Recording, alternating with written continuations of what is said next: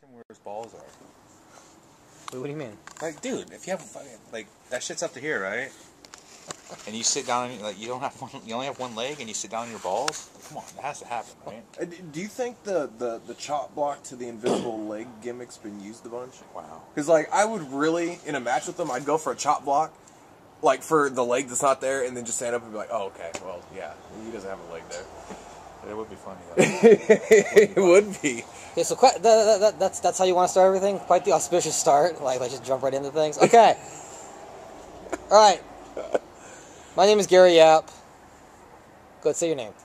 My name is Anthony Maris. I am Sean Brotherton. All right, so Anthony, this is we haven't even really given this a name yet. Sean, this is your drink, right? No, Whose drink is it? That's Anthony's? his. Yeah. What are you doing? Well, here. Well, it's in the way of the flip, dude. Are we filming it? Man? Yeah. Yeah. God damn it. Okay, so Why do you give away our recording methods? I mean, it's in the way of the recording device. The really expensive recording device. Which may and or may not be a flip. Or may not be.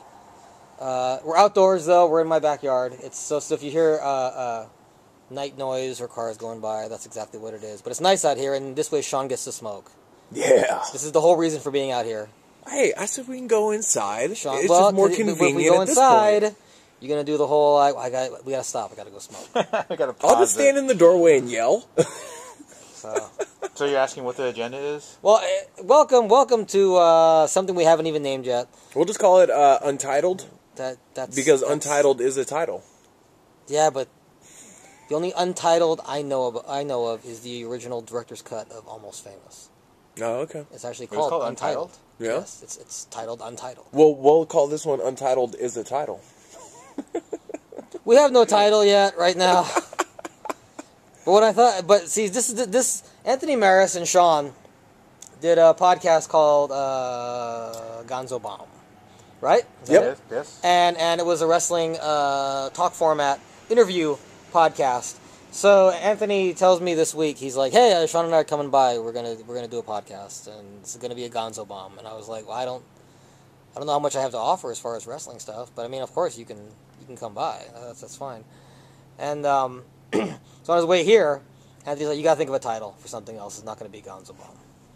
So we're still thinking of a title. I pitched the last podcast. Did you send Sean the list? No, I didn't. Did you show it to him? You didn't. No, I figured you were with him. I forgot about it until now. I'm not loved. I pitched the last podcast, the next podcast. What the fuck? I like what the fuck. I forget what else. It was WTF ? Exclamation point. Actually. No, I thought you said don't listen to this podcast. Don't listen to this podcast. That was another one. I thought it was don't listen to this podcast. Then what the fuck? Oh no, I actually meant them to be two separate titles. Oh, I thought they were together. See, like that noise right there? I live across the mountain from Camp Pendleton. We live in Vietnam. We're live remote in Vietnam. Well, you know what we should do is we should start off. My name is Gary Yap.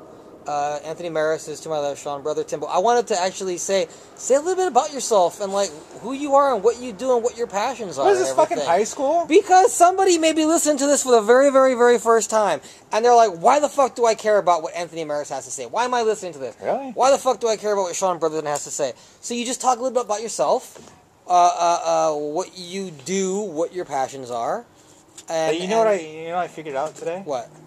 You and I have known each other 10 years. Yes. Can you say that about anybody else other than Dave Marquez, Joey Ryan? Well, I mean, I have friends guys I did comic books with, for quite a while. Really? Yeah. Sterling Clark. That's what I do. Okay, I'll fucking start. My name is Gary Yap. I am a comic book creator, writer, artist, whatever it is. Occasional storyboard artist. Filmmaker / editor / all-around village idiot, and the guy that runs Art of Life Studios. Cheap plug, www.artoflifestudios.com. That's what I do. That keeps me busy. That occupies my time. I draw. I wake up in the morning. I draw. I bang my girlfriend. I go to sleep at night. I lather, rinse, repeat. Anthony! Would you like to do your introduction? I can dress it up for you if you want. I really don't do anything. You do, I'm Anthony. the co-owner of Magnum Pro, I guess. If you ask Strife, I'm not, but Co-owner of Magnum Pro Wrestling. yes. Now, is it still Magnum Pro? Is it No, it's Magnum Pro. Magnum Pro? Yeah, okay, all right. we don't use the rest. You don't use the word wrestling. Well, except for on the new flyer that I saw you post, it said presented by Magnum Pro Wrestling, which I kind of Strife's just going rogue on you. Are you serious? Yeah. He's going rogue on No, you. no. I do all It's not Strife. I do all that. Oh, do you? Yeah. So you used the word wrestling, but you didn't know. You didn't. Don't remember that. No, on the new flyer that was The actual created, flyer that I saw posted today. Oh, I don't do the fucking flyers. Well, dude. I know you don't. That's what I'm saying. I've got to critique and bitch about every single one of the flyers that come out. Like Trial 2 Fire by Hearts on Fire. It sounded like a goddamn boy band single. Wait, what? The last show that they had was called Trial by Fire Yeah. 2. Okay. It was the second one. Yeah. And then they subtitled the show Hearts on Fire. I think it's a video game reference. But the way that the flyer was put, right? Okay. So I'm giving Anthony, and this is the first time I've said this to anyone other than Anthony. Okay. It looked like the way that it was labeled on the flyer looked like it said Fire 2. No, Hearts. it said Trial the number 2 Fire by Hearts on Fire. Okay. The 2 was placed in Okay. an odd position where it looks like Trial 2 Fire. Okay. So it looked like a song title Okay. by Hearts on Fire, which sounded like a boy band. Hearts on Fire. That's Rocky 4, dude. Hearts No, I think it's a Wii game or something. on Are you really going to hijack my fucking introduction again or what? Well, hey, you know what? Magna got brought up. He asked about the wrestling thing, so now the new flyer says the show title presented by Magnum. Who are Pro you going to Wrestling. throw under the bus, Anthony? Who does the flyers? Jeff O'Shea. Jeff O'Shea. Jeff O'Shit, you Or fucked up the O'Shea. flyer. O'Shea. Yeah. Or O'Shea. I think it was trying to be like Ricochet. Yeah? So they went Jeff O'Shea. Okay. But he's like O'Shea like he's Irish. There's Okay. like an O and then it's a little like... Jeff, I haven't seen the flyer. I can't comment. Sean's going to be, well, that leads us to Sean Brotherton. Sean, tell us a little bit about yourself, aside from being a professional nitpicker. I am a professional nitpicker. I am I guess I could say I'm a YouTube personality that nobody knows. The fuck? You're just riding that reckless eating coattail for a long way, aren't you? Well, you know what's funny about that is I don't ever do, and like the people that watch Reckless Eating, youtube.com/Reckless Eating, which I don't run. Put over your show. I don't run. I'll get there. Oh I don't run God. Reckless Eating, but Ladies, please. but I am a host on a show called Reckless Eating on YouTube, which actually just broke 60,000 subscribers a couple days ago. Wait, what? Wait, really? Which is a huge milestone. Oh, tell them what number they are on the YouTube ranking. They're in the 3 digits of the most Oh, you can't say the number? ranked. It was like 400 alternates a something. lot. It was like 400. I mean, it changes daily, but Okay. like in the 3 digits, out of the billions of YouTube channels that there are now, they're in triple digits Okay. of most subscribed YouTube channel, which is Okay. pretty.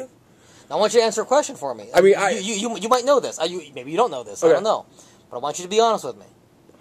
Don't try to make it seem better than it really is. Yeah. I want you to be very honest with me. I have no problem. Level with me. Yeah. Shoot with me. Yeah. From the hip. Gotcha.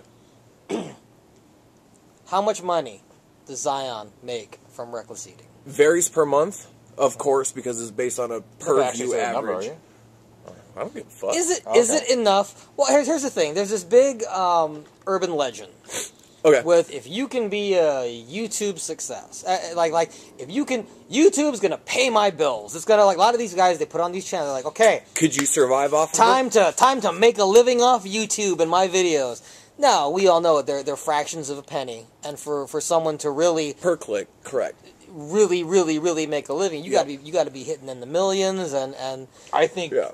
what he's getting, yeah. Okay, so now here's the thing. I've learned so much now because about 6 months ago, it was last August, so however long Okay. ago that was. Okay. Last August, I was actually invited to Google headquarters in Venice, California, Okay. for a partners meeting. okay. I learned a lot about the quote-unquote pay-per-click Okay. of views and stuff like that. Dumb it down for us. Okay, basically what it breaks down to is, let's say that channel, the Reckless Eating channel, which has just broken 60,000 subscribers, making into the low 1,000 a month up to 2,500 a month, depending on how things go, what's built up properly. Okay. So, I mean, easily you could pull in 1,500 a month, no problem off that channel. Okay. Based off of, I mean, and that is, you put up a video, and due to the fan base, they're pulling 1,000 to 2,000 views within the first 24 hours. Okay. So, great fan following. Now, it's paid per click. Now, what I learned is now someone like on our Crimson Pain channel, which is youtube.com/Crimson Pain TV, which is my personal baby. Put that over. Yeah. I'll dip it into that. youtube.com/Magnum Wrestling. There you go. You're welcome. You're the only one that remembers all that shit. I do not remember that. So, now, the way that it goes is the bigger your channel gets, the more that the people that advertise, you know, those stupid ads that people hit play and it's like, wait 15 seconds before you can skip this or watch this. Companies actually pay more. Like, when you start off getting those ads on there, you're getting brands that you've never heard of. You're getting the stupid shit. As your channel gets more popular, which I learned going to the partners meeting, then bigger companies are like the Super Bowl commercial. Exactly. The Seth Rogen, Paul Rudd commercial. Exactly. Yeah. So as your channel gets bigger, now Reckless Heating's hitting 60,000 subscribers. They're getting thousands and thousands and thousands of views on each one of their videos. Yes. They're posting 2 videos a day. Okay. They've been posting 2 videos a day solid, not missing a beat for over a year now. That's better than you. That's way better. That's fucking, Epic War 365 every other day, if we're lucky. But don't bash him. Come on. That was years ago, man. Seriously. You gotta let it go. I thought you gotta let it go. I thought it was funny. Okay. So, bigger companies start to take notice, and I don't know how YouTube ranks it. Hey, look, we've got these channels where if you pay this, So, what the goal is not to get viewers. You want to get a steady stream of viewers. So the bigger companies like Duracell and large corporations to take notice and be like, I want my ads on there. Right. So then they pay more. So it's not how many views you're getting. Okay. It's you want to get a steady stream of views. If I can get 1,000 views per video, bigger companies are going to notice and then they're going to pay more. Okay. So now instead of making a quarter of a penny per click, now you're making 2 pennies per view. So that's what it breaks down to, and that's how you start making that money. Yes, it is 100% completely possible not to live lavishly or extravagantly, but you could easily, you could rent a room and afford some cigarettes. Of course, based off of the income. I mean, now it's taken that channel about 2.5 years to get to the point where it's at, but still, within 2.5 years to look at all the other channels that have been around for years upon years upon years that are like, oh, we hit 10,000 subscribers, they just hit 60,000. They're pulling in roughly about 200 to 300 subscribers per day. That's fucking insane. It's absolutely And he says it's all word of mouth, too. It's not like he's out there there was promoting no the channel. there was no promotion outside of... Does Zion hate the fucking Epic Mealtime people? Does he hate them? You know what? There is the only hate that comes from that between all of us as part of the Reckless Eating crew and that is the fact that the fans compare the two. Okay.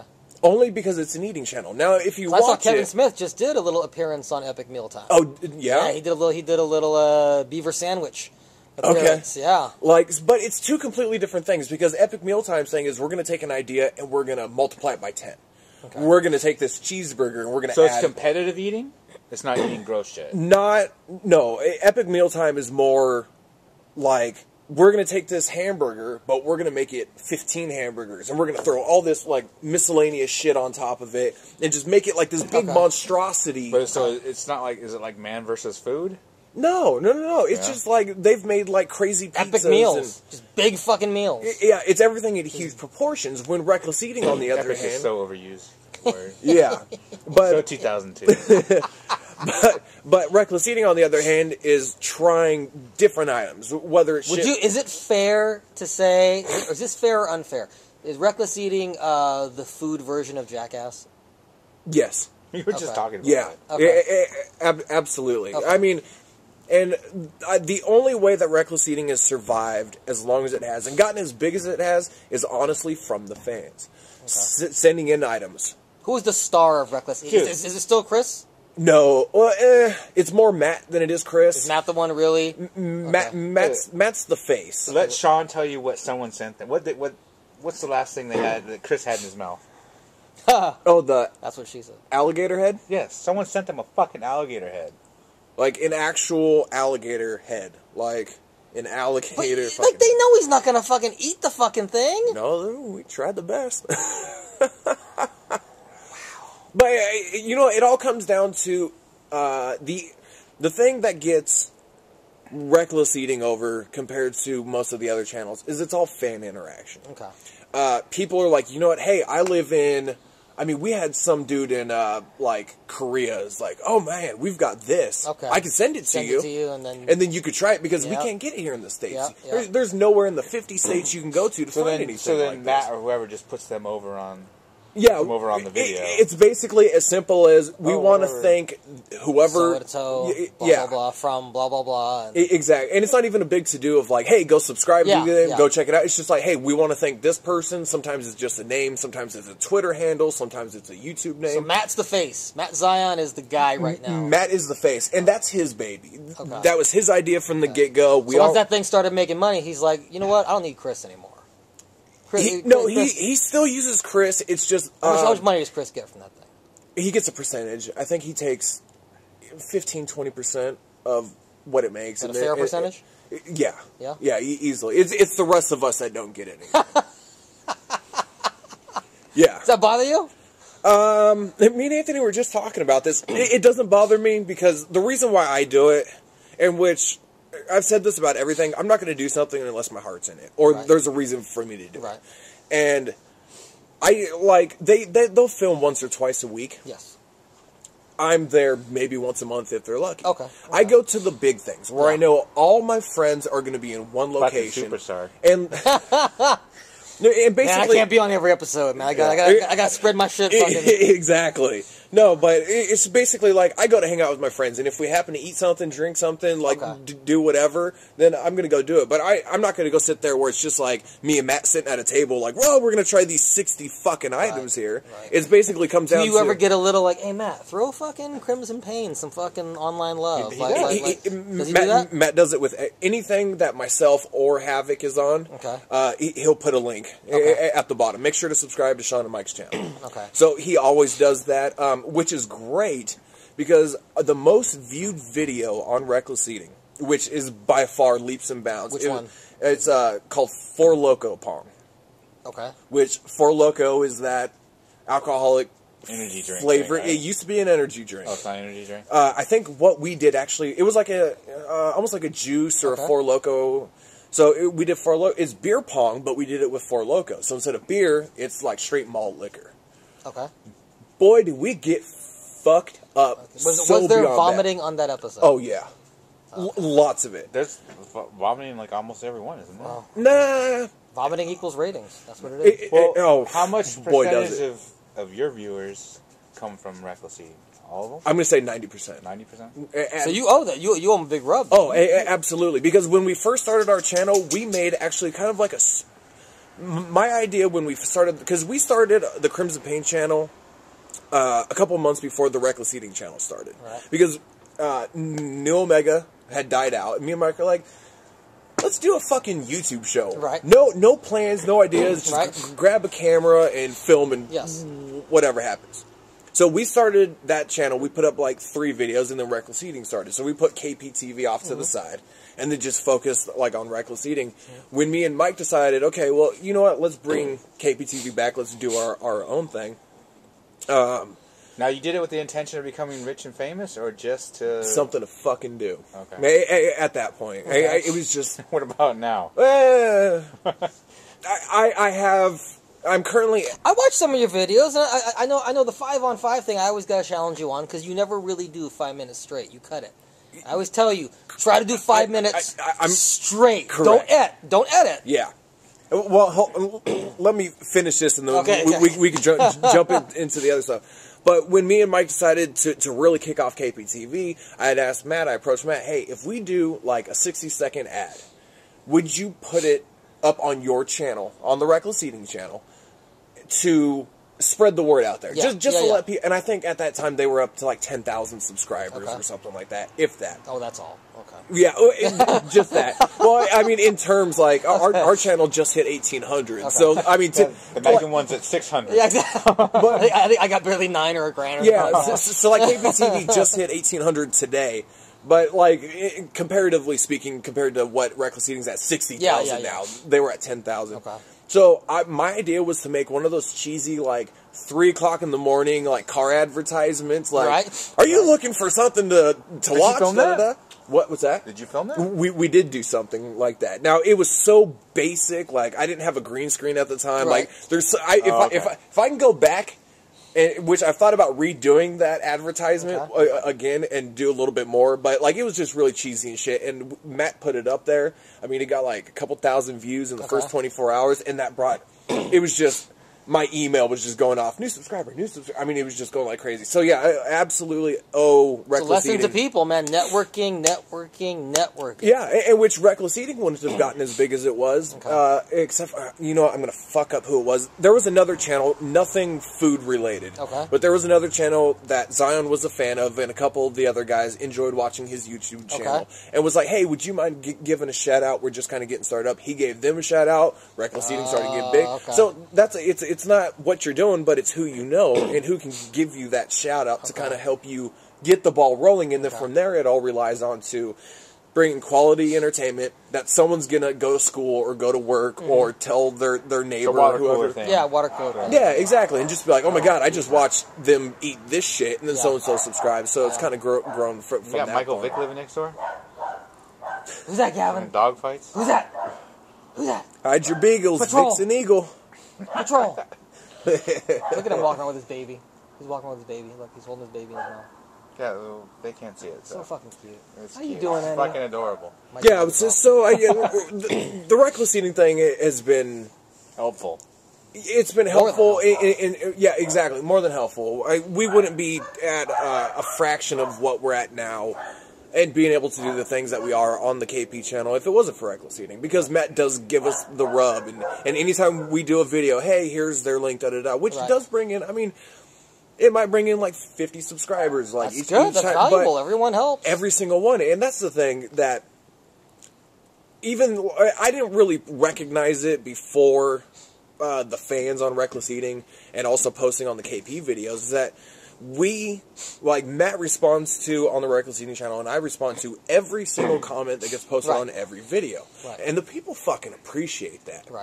To know that, like, it's beyond amazing how much they're like, you know what, you guys are my favorite channels. Because it's not like I'm just someone watching a video and I'm going to say, hey, I really liked your shit. You're not like Joey Ryan's channel where Joey just puts a video up and then just lets people. And then just goes. Doesn't really talk to them at all. Yeah, but I mean, like, we may not spend, like, trading messages back and forth over and over and over again, but if someone says, hey, I really enjoyed this, we'll say thank you. It's just something so simple, but to let them know that, like, we appreciate they're watching the stuff. I started doing that on the Magnum Facebook page, and answering people. Yeah, and it's like... The Magnum Facebook? Not the YouTube channel. No. You know what kind of comments we get on the fucking YouTube you know what? Tell them. Tell them. We get, Ryan Kidd needs to be beat up by 2 black guys and hot, big Latinos. Explain to them who Ryan Kidd is. Ryan Kidd is a wrestler. How old is Ryan? I think he's just turned 17, right? No, he's 17. He's going to turn 18. Bit of a twink. He's going to turn 18 in August, and it's all going to be downhill from there. A bit of a twink, right? Yeah. He's got the pedal love. If you can say that, yeah. Yeah, so I mean, ultimately, YouTube's just been a wild ride. And how do you do on YouTube? As in, like the KP stuff. If you got to compare your stuff to Reckless Eating's. View wise, there's no comparison whatsoever. I mean, so you're not making those Zion. Oh no, no. We are making some money, but nothing to be like, oh man, we just made $500. Like it's blowing it on hookers tonight. Yeah, exactly. Yeah, but you know what? We've been on dating back to like 2000, 2001, kind of when YouTube really got kicked off with our backyard wrestling shit. We started posting videos on YouTube then. So over this course of like this 12, 13 years now, we've kind of seen the evolution of YouTube. And what's nice is some of dating back I don't know, 8 years ago when we were doing the new Omega stuff, we still have people that watched us doing stupid shit in the backyard. That when we were like, hey, we're doing this shit now because now they've carried over. So what did you ever do with the new Omega videos? They are still sitting on. There's a lot of stuff that hasn't been released. No, but I mean, like, you at one time had a lot of stuff on YouTube. Is that stuff still up on YouTube, or did you take it down and replace it with something else? Still sitting there. Okay. The channel is as is. Over time, Zion has posted up some unseen matches and stuff before. Okay. But we still have. I mean, we ran 56 shows. Right. 56 or 57 shows. So there's so much content that hasn't been released that we're just kind of sitting on, and it's been. Well, coming up, we're in March now. So at the end of this month, like fucking March, unbelievable. Fucking March. It was New Year's yesterday. Yeah, it's fucking March today. So March 21st. What the fuck? March 21st of this year is going to be the 3-year anniversary of when we held that Bob Saget show. Yeah, which was our very last show. So tell us about the new project you just did that we weren't interviewed for, which I'm highly insulted by. That's something that's. I've got other plans kind of in the making. I want to. What am I missing out on here? Well, I follow your Twitter. I know what you're posting. Yeah. By the way, I got kind of a problem with it. I'm not going to lie to you, but you're basically putting up a lot of the. You're kind of compiling a lot of the new Omega stuff. Absolutely. And putting it up. It's more your stuff. Correct. It's stuff directly that you have a direct. Involvement in. It's going on the KP channel. Right. It's going to be a 4-part series, which now originally was my idea. We had this thing going on. It was Krymzon Paint on Demand. We were working with a company that would host the video, and it was kind of like an iPay-per-view type thing, but you're not watching it live. Yeah. Where we can host it up, you pay. We can say any denomination, like 99 cents or $1 or it could be $2 or whatever, as low as 50 cents. And then it could go up from there. Okay. So, because that needed to be split into 2 parts, by the way. We're talking about something else completely. I'm sorry, Sean. That's okay. Anthony interrupted something real quick. So we were working with this thing, and we titled it KPOD. Okay. Krymzon Paint on Demand, and we put up our first short film. We put it up there for $2 and stuff like that. And then what I was going to do at that time was I wanted to do a 4-part series because it had been a couple years, and some people had forgotten that we did backyard stuff, and like. It had kind of died off, but a lot of people still knew that we did it. So I wanted to kind of repackage it a little bit and then put it up on KPOD for a couple bucks. Right. Make a little bit of money off of it, but to be able to showcase and compile what I was calling the best of. Okay. And originally we were just going to do just one long, like 2 or 3 hour video. Right. Me and Mike, like, oh, this is our favorite. Oh, your video was long, man. Well, yeah. So that service, after us using it for about a year, that service, I guess they weren't making money, whatever it was. It's called Movie Locker, I think it was. And they shut down. Okay. I went to KrymzonPaint.com and I pulled it up just to see like if anything had changed or whatever. And it was like, sorry, the service has been shut down. I was like, well, fuck, I guess I got to erase that page. Yeah. But, so I decided that based off of the year that we had like 2 or 3 videos posted up on KPOD, we had gotten like 25 purchases and watching it. Like, nobody wants to buy, like, spend the 99 cents or spend the $2. But I'll testify to that. I don't pay for shit. I don't want to pay for shit. Exactly. I'm amazed people pay for porn, much less like anything else. Yeah. So now people still pay for porn. Yeah. Why? I don't know why. I mean, accessible. You know who pays for porn? The idiots that don't know how to find porn. So, basically what it comes down to was at the time is the KP YouTube channel wasn't partnered with YouTube. Right. So, I was like, well, shit, we're not making any change off of our YouTube channel. Like, if we put them up on our website, blah, blah, blah. Everything's, like, the analytics, all of the stats and everything like that was held through this separate service that we put onto our website. Well, once that shut down, we had partnered with YouTube and stuff like that. Went through that whole battle, which... some days I wonder if it was even fucking worth it. Okay. But I decided, I was like, you know what, over a year, and the 2 videos that we posted up, of the best of series, like, nobody had fucking watched it. Each one had gotten maybe 5-7 views or something like that. So I was like, let's repackage them, shorten them up a tad bit, and just put them up on the YouTube for free for anybody to watch, because when it comes down to it, we're doing this so people can watch what we're doing, let alone, like, having to make them pay for what we're doing when, like, a lot of the shit's already on YouTube anyways. Now, let Is this the old wrestling footage? Yeah. Let me ask you a question. Is this more of a, like, because my initial thought when I see you, like, okay, I'm going to put this new Omega thing up. Yes.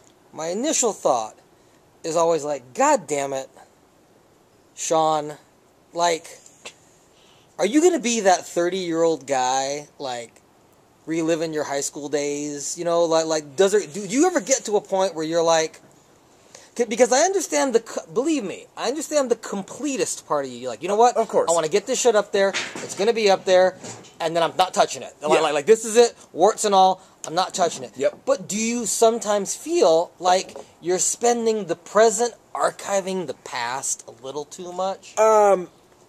I did for a very long time. I went probably the past year. I didn't think about wrestling at all. Not the indie stuff, not the back. I spent a good year. My head was clear. Wasn't thinking about it, like, at all. Interesting choice of words, by the way. But go ahead. Okay. Was clear? Well, it makes it almost seem like the wording is almost as such, like, you know, back when I was healthy and my head was clear. Yeah. I wasn't consumed with this shit. So it almost seems like you're setting yourself up to be like, and then the OCD kicked in. Well, okay. Well, basically what it comes down to is we're 2 months shy from 3 years of me getting hurt. Right. So I spent like 2 years of my life, or a year and a half of my life, just a complete miserable bastard mentally. Okay. Mentally was just a complete miserable bastard. Not being, because I spent 10 years of my life in the backyard or wherever, stepping in a wrestling ring. So that was a huge culture shock, because I had built my life around stepping into the ring. So I spent like a year and a half, going on 2 years, just hating life. Okay. And then at some point in time, nothing had really changed at that point, but I just woke up one morning and I didn't think about it or anything like that. And then I was talking to Mike, who co-runs the KP channel with me. And I was like, you know what, let's kind of like repackage the NOW stuff and let's just do a best of KP. Like, just our stuff, not our backyard stuff as a whole. Right. What had got it started, which I'm not going to get into complete detail because I haven't talked about this, like, to anybody. But what had got it started what is... The fuck? Saving it for KP? What no. You want to make it special? Let's go. I had gotten contacted to do kind of a... It's one of those things. I had thought about doing something like this on my own, but I had gotten contacted about doing a DVD kind of documentary interview, like, about just my whole time from the backyard, starting it up until... He met us when we ruined his life. Up until then. Like legit, your life went to shit. Like up until the present, going from the backyard to training to everything like that. And that had gotten brought up, and at the time I thought it was a great idea. Just like, oh man, somebody wants to do like a documentary about me. At the time, something changed. But once, like, the me side of me kind of like went away, like, oh yeah, that's a whole thing about me. I kind of went, yeah, that's something that I'm not really interested with at the moment, because I didn't. No, it's not a success story. I mean, it's slightly is. What if that was their point, though? What if they wanted it to be a cautionary tale? Well, that's true, and it's kind of been back and forth in talks or whatever. But right about that time, about a year ago, me and Mike were talking about old wrestling matches and stuff. I was like, you know what, let's do a best of KP thing. So what we decided to do was we'd make it a 4-part series. The first one would be, because me and Mike were a tag team for 10 years. And by the best of KP, you mean this is you and Mike. Again, this is you and Mike.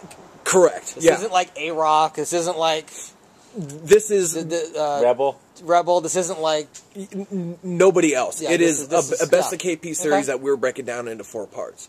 And each part is going to be different than the other. It's going to be under the Best of KP. So the first one is called the Best of KP, the Wrestling Years, which is mine and Mike's tag team stuff. Our favorite, where we agreed on these are our best tag team matches that we had. Okay. We're going to sit down. We're going to talk about why we had this match, what happened during this match, and we would show the match. Right. The second one is which just released today, as of when we're recording this. Is the Best of KP High Tech, which is all my favorite singles matches. What I think is just about my best ones. The third one is going to be the Best of KP Wreaking Havoc, which is going to be Mike's solo shit. Okay, Mike's, yeah. And then the fourth one, which we haven't announced yet, is going to be the Best of Me versus Mike. Okay. Which ultimately leads up into basically our very last show. Of like our whole feud with all that stuff. So it was kind of just repackaging and being able to kind of be like, the final hoorah of, it's been a few years, we've got new fans that know nothing about it, we've got the old fans who kind of forgot about it, so kind of repackage it, get into a little bit of detail. Now, the original filming of it, we had so many hours and, like, stories and stuff, but knowing how YouTube works now is people have a 5-minute attention span on YouTube. They see a video that's 10 minutes long. Yeah, you should really tell this guy. They kind of freak out. I'm not sure. I'm not sure I agree with you, but okay, all right. Why do you say that? Depending on what the content is, you'll have. But by the way, Anthony, the only reason I say this, I got to go off me, and I work full days. I'm up in the morning till sleep at night, and I basically have a little watch, little watch later thing. Yeah. And I watch 2-hour Howard Stern clips. I watch feature films. I watch documentaries. Okay. A lot of stuff that I see. Yeah. Is there are 4-hour New Japan shows on there. I watched. Like that. And by the way, you look at the views on those things, and those things the views are in the tens of thousands. Which is amazing. I believe the content. I believe content dictates sometimes attention span. Now, the niche that we are in, due to the majority of our fans are reckless eating fans. So the majority of the fans solely watch us on YouTube and then watch other people. Right. Are used to these 2 to maybe 10-minute maximum videos where, it's like, everyone's so used to, we're going to eat this. We eat it, we puke, or we don't like it, or we say it's good, blah, blah, blah, and then it's over. So everyone's so used to seeing us in such a short amount of time per day that to throw up such a long video, it's almost a culture shock to people. Where they're kind of like, well, shit. But at some point, don't you got to realize, are you doing it for them or are you doing it for you? Well, that's where I drew the line. And because I said, I'm doing this kind of as a last hurrah for me. Right. And if people enjoy it, which I posted on Twitter and I ranted about it, that, like, ultimately I want to entertain the people who are watching. Right. And if I end up posting a 5-minute video, and if you watch it and you like it, good. If you watch it and you don't like it, I'm sorry. We'll try again next time. Right. But when it comes to something even longer, or if I'm posting up, like, these are roughly 90-minute videos, which we've cut down. Could be so much longer, because we've got to cut out so much shit that would really give so much more depth into what everything was going on. But we're trying to keep them around 90 minutes. And I'm like, you know what? Give it a shot. Even if you're not a wrestling fan, if you are a wrestling fan, or you don't like backyard, or you do like backyard, like, whatever it is, give it a shot. If you watch half an hour and you're like, this is awful and I don't want to watch it anymore, then turn it off. So I guess I don't look at my analytics. I never fucking look at the analytics. Ever. I don't want to know. I all about it. Every Epic War episode is an hour, and I ain't gonna fucking change it. It is what it is, man.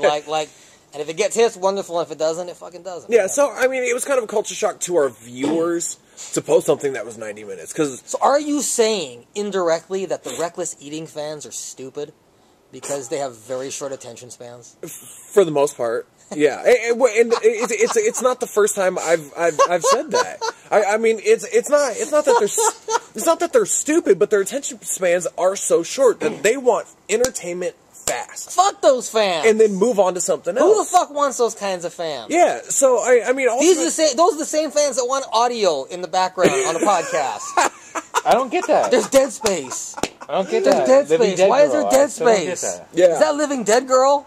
They're talking over that song. I love it. Which, going back to the 5 and 5, that's why I chop the jump cuts of everything. Just challenge yourself. I'm going 5 minutes to get across something. I haven't Put filmed. the timer right there. Yeah, I haven't filmed one in a while. I'm definitely going to. I'm going to do a couple of them that way. But I do the jump cuts because cut out the dead spots to keep people's attention. Because of people's attention span, especially on YouTube. And Well, how many of your fans are wrestling fans? Let's rephrase that. Don't say YouTube. Say Reckless Eating fans.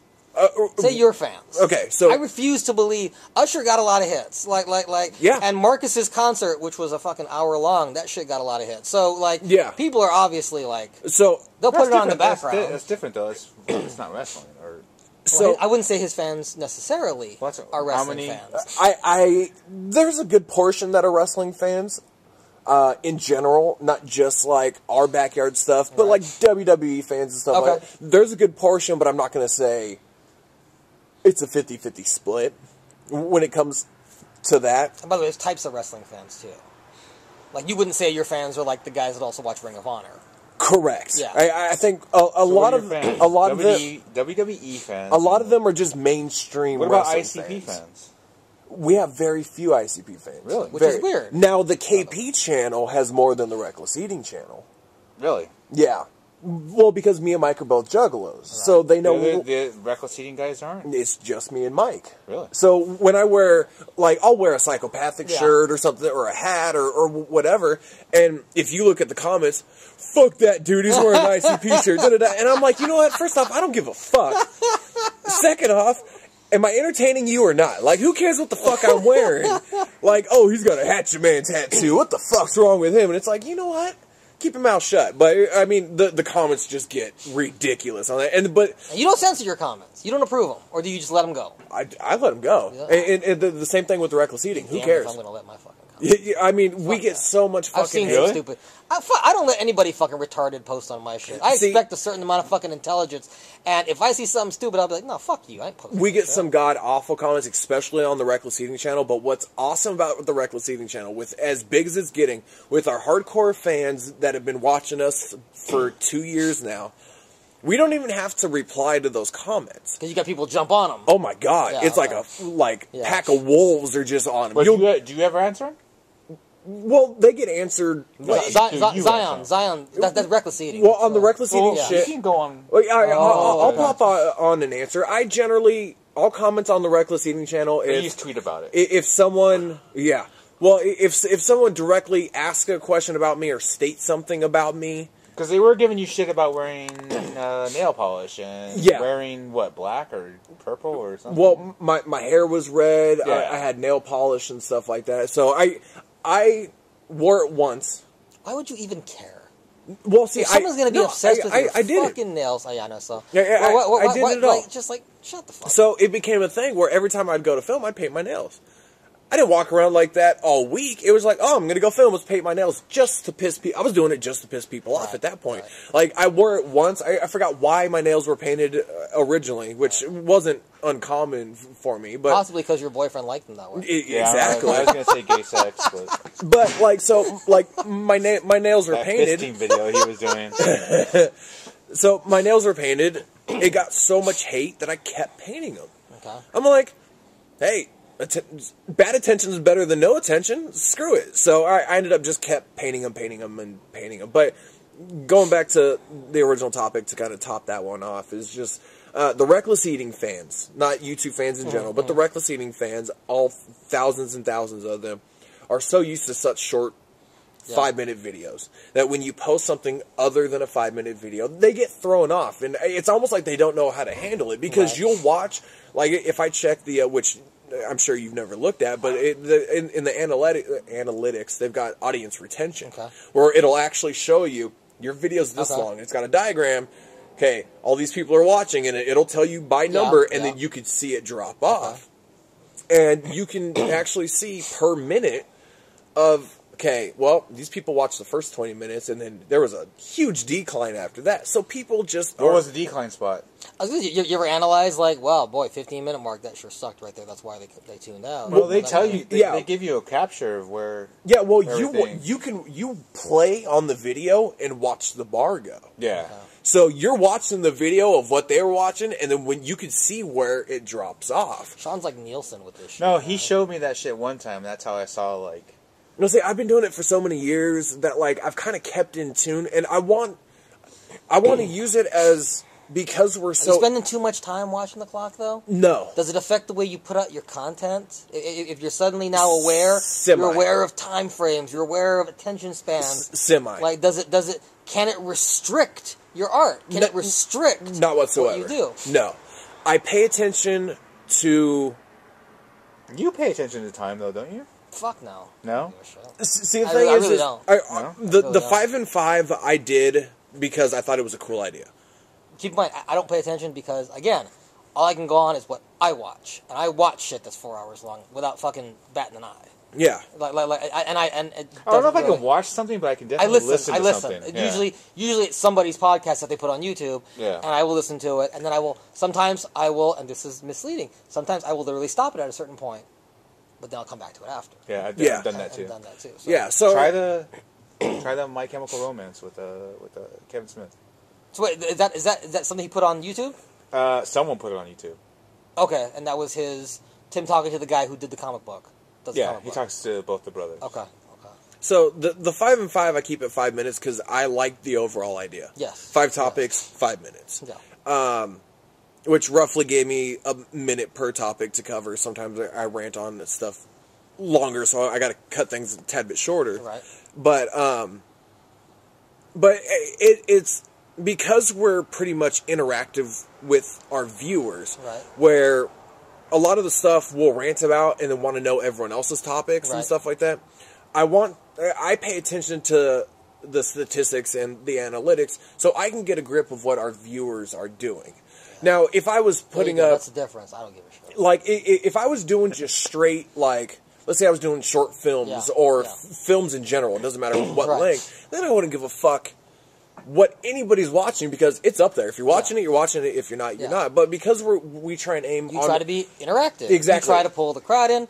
You see what Reckless Eating does and how they keep the crowd interactive and everything. You're like, we want you to be involved with our channel. Exactly. Comment. Yeah. Blah, blah, blah. You know, what did you like? What did you not like? Yeah, like, we want to know what you think about this topic that we ranted about for 5 to 10 minutes. And then, sometimes we've done follow-up videos on top of that. Instead of typing a paragraph in the comment, we'll just do a video and post it back up. Yeah. So, for us, keeping an idea of what our fans like, what they don't like, which, I mean, it's all trial and error. Ultimately, at the end of the day, I'm going to do whatever I want. If I want to post up an hour and a half Best of KP video, that's what I'm going to do because that's what my heart wants to do, and that's what I think. I do what I get entertained by and what I enjoy. So if I'm having fun making these videos, then I'm going to go ahead and post them up, and if people find it entertaining, that's great. If they don't, you don't have to watch it. I'm not begging people for views. I want to promote them to let people know that the video's out there to watch it.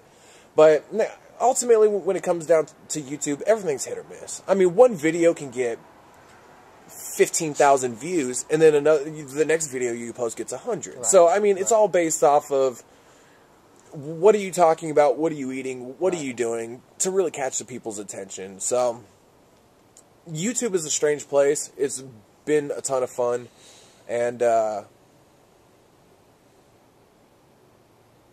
kind of just see where the ride goes. Dead Space, man. You see how he did that?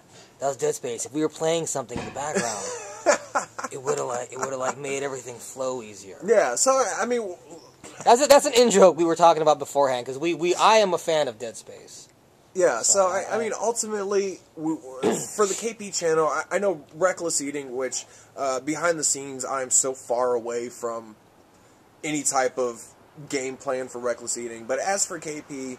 We're having fun doing what we're doing. That's why we started the channel, and our fans know that, and they see that. Because I'll post up a video just saying, like, hey, I watched this movie, it's fucking good, go check it out. And people are like, oh man, I haven't seen that yet. I'm gonna go check it. Like just stupid shit. I'm gonna post up whatever. What was the last good movie you saw? What was the last good movie you talked about? Like, hey man, go see this. The last video that I saw. Video, DVD, you mean, or like wait, streaming? What? Film. I actually pirated Lincoln. Okay. Did you get Django for me yet? Yeah, I've got it. Oh, I don't see it in my hand. I'll Dropbox it to you. Jeez. The last film I reviewed was Lincoln. I was torn on it. What I need to film and post up is that new Denzel movie, Flight. Did it pick up when he started fighting the vampires, or like? No, I figured that's what. That's it the got good. one. That's the one. Like, That's that the Academy Award, right? Lincoln Vampire Hunter. Yeah, no, that was it. I haven't seen that one yet, but like I'm a tad bit of a history buff, so I do enjoy history. So for it being a history film, and what was cool was when I reviewed that and posted it. I mean, it's a 2.5 hour film, which nowadays people are so used to like 80, 90-minute films. Well, how long was? Oh, I would politely challenge you. You know, Avengers over 2 hours. All the Harry Potter films over 2 hours. Oh, so now Django over 2 hours. you know what? yeah, but people have no problem My staying ass for the had- long no, movies, no. man. My ass had a limit on Django. This It is was 40 was over 2 hours. yeah. You know? So, but What? This is 40 was over 2 hours. like, I haven't seen that one, but I do know that.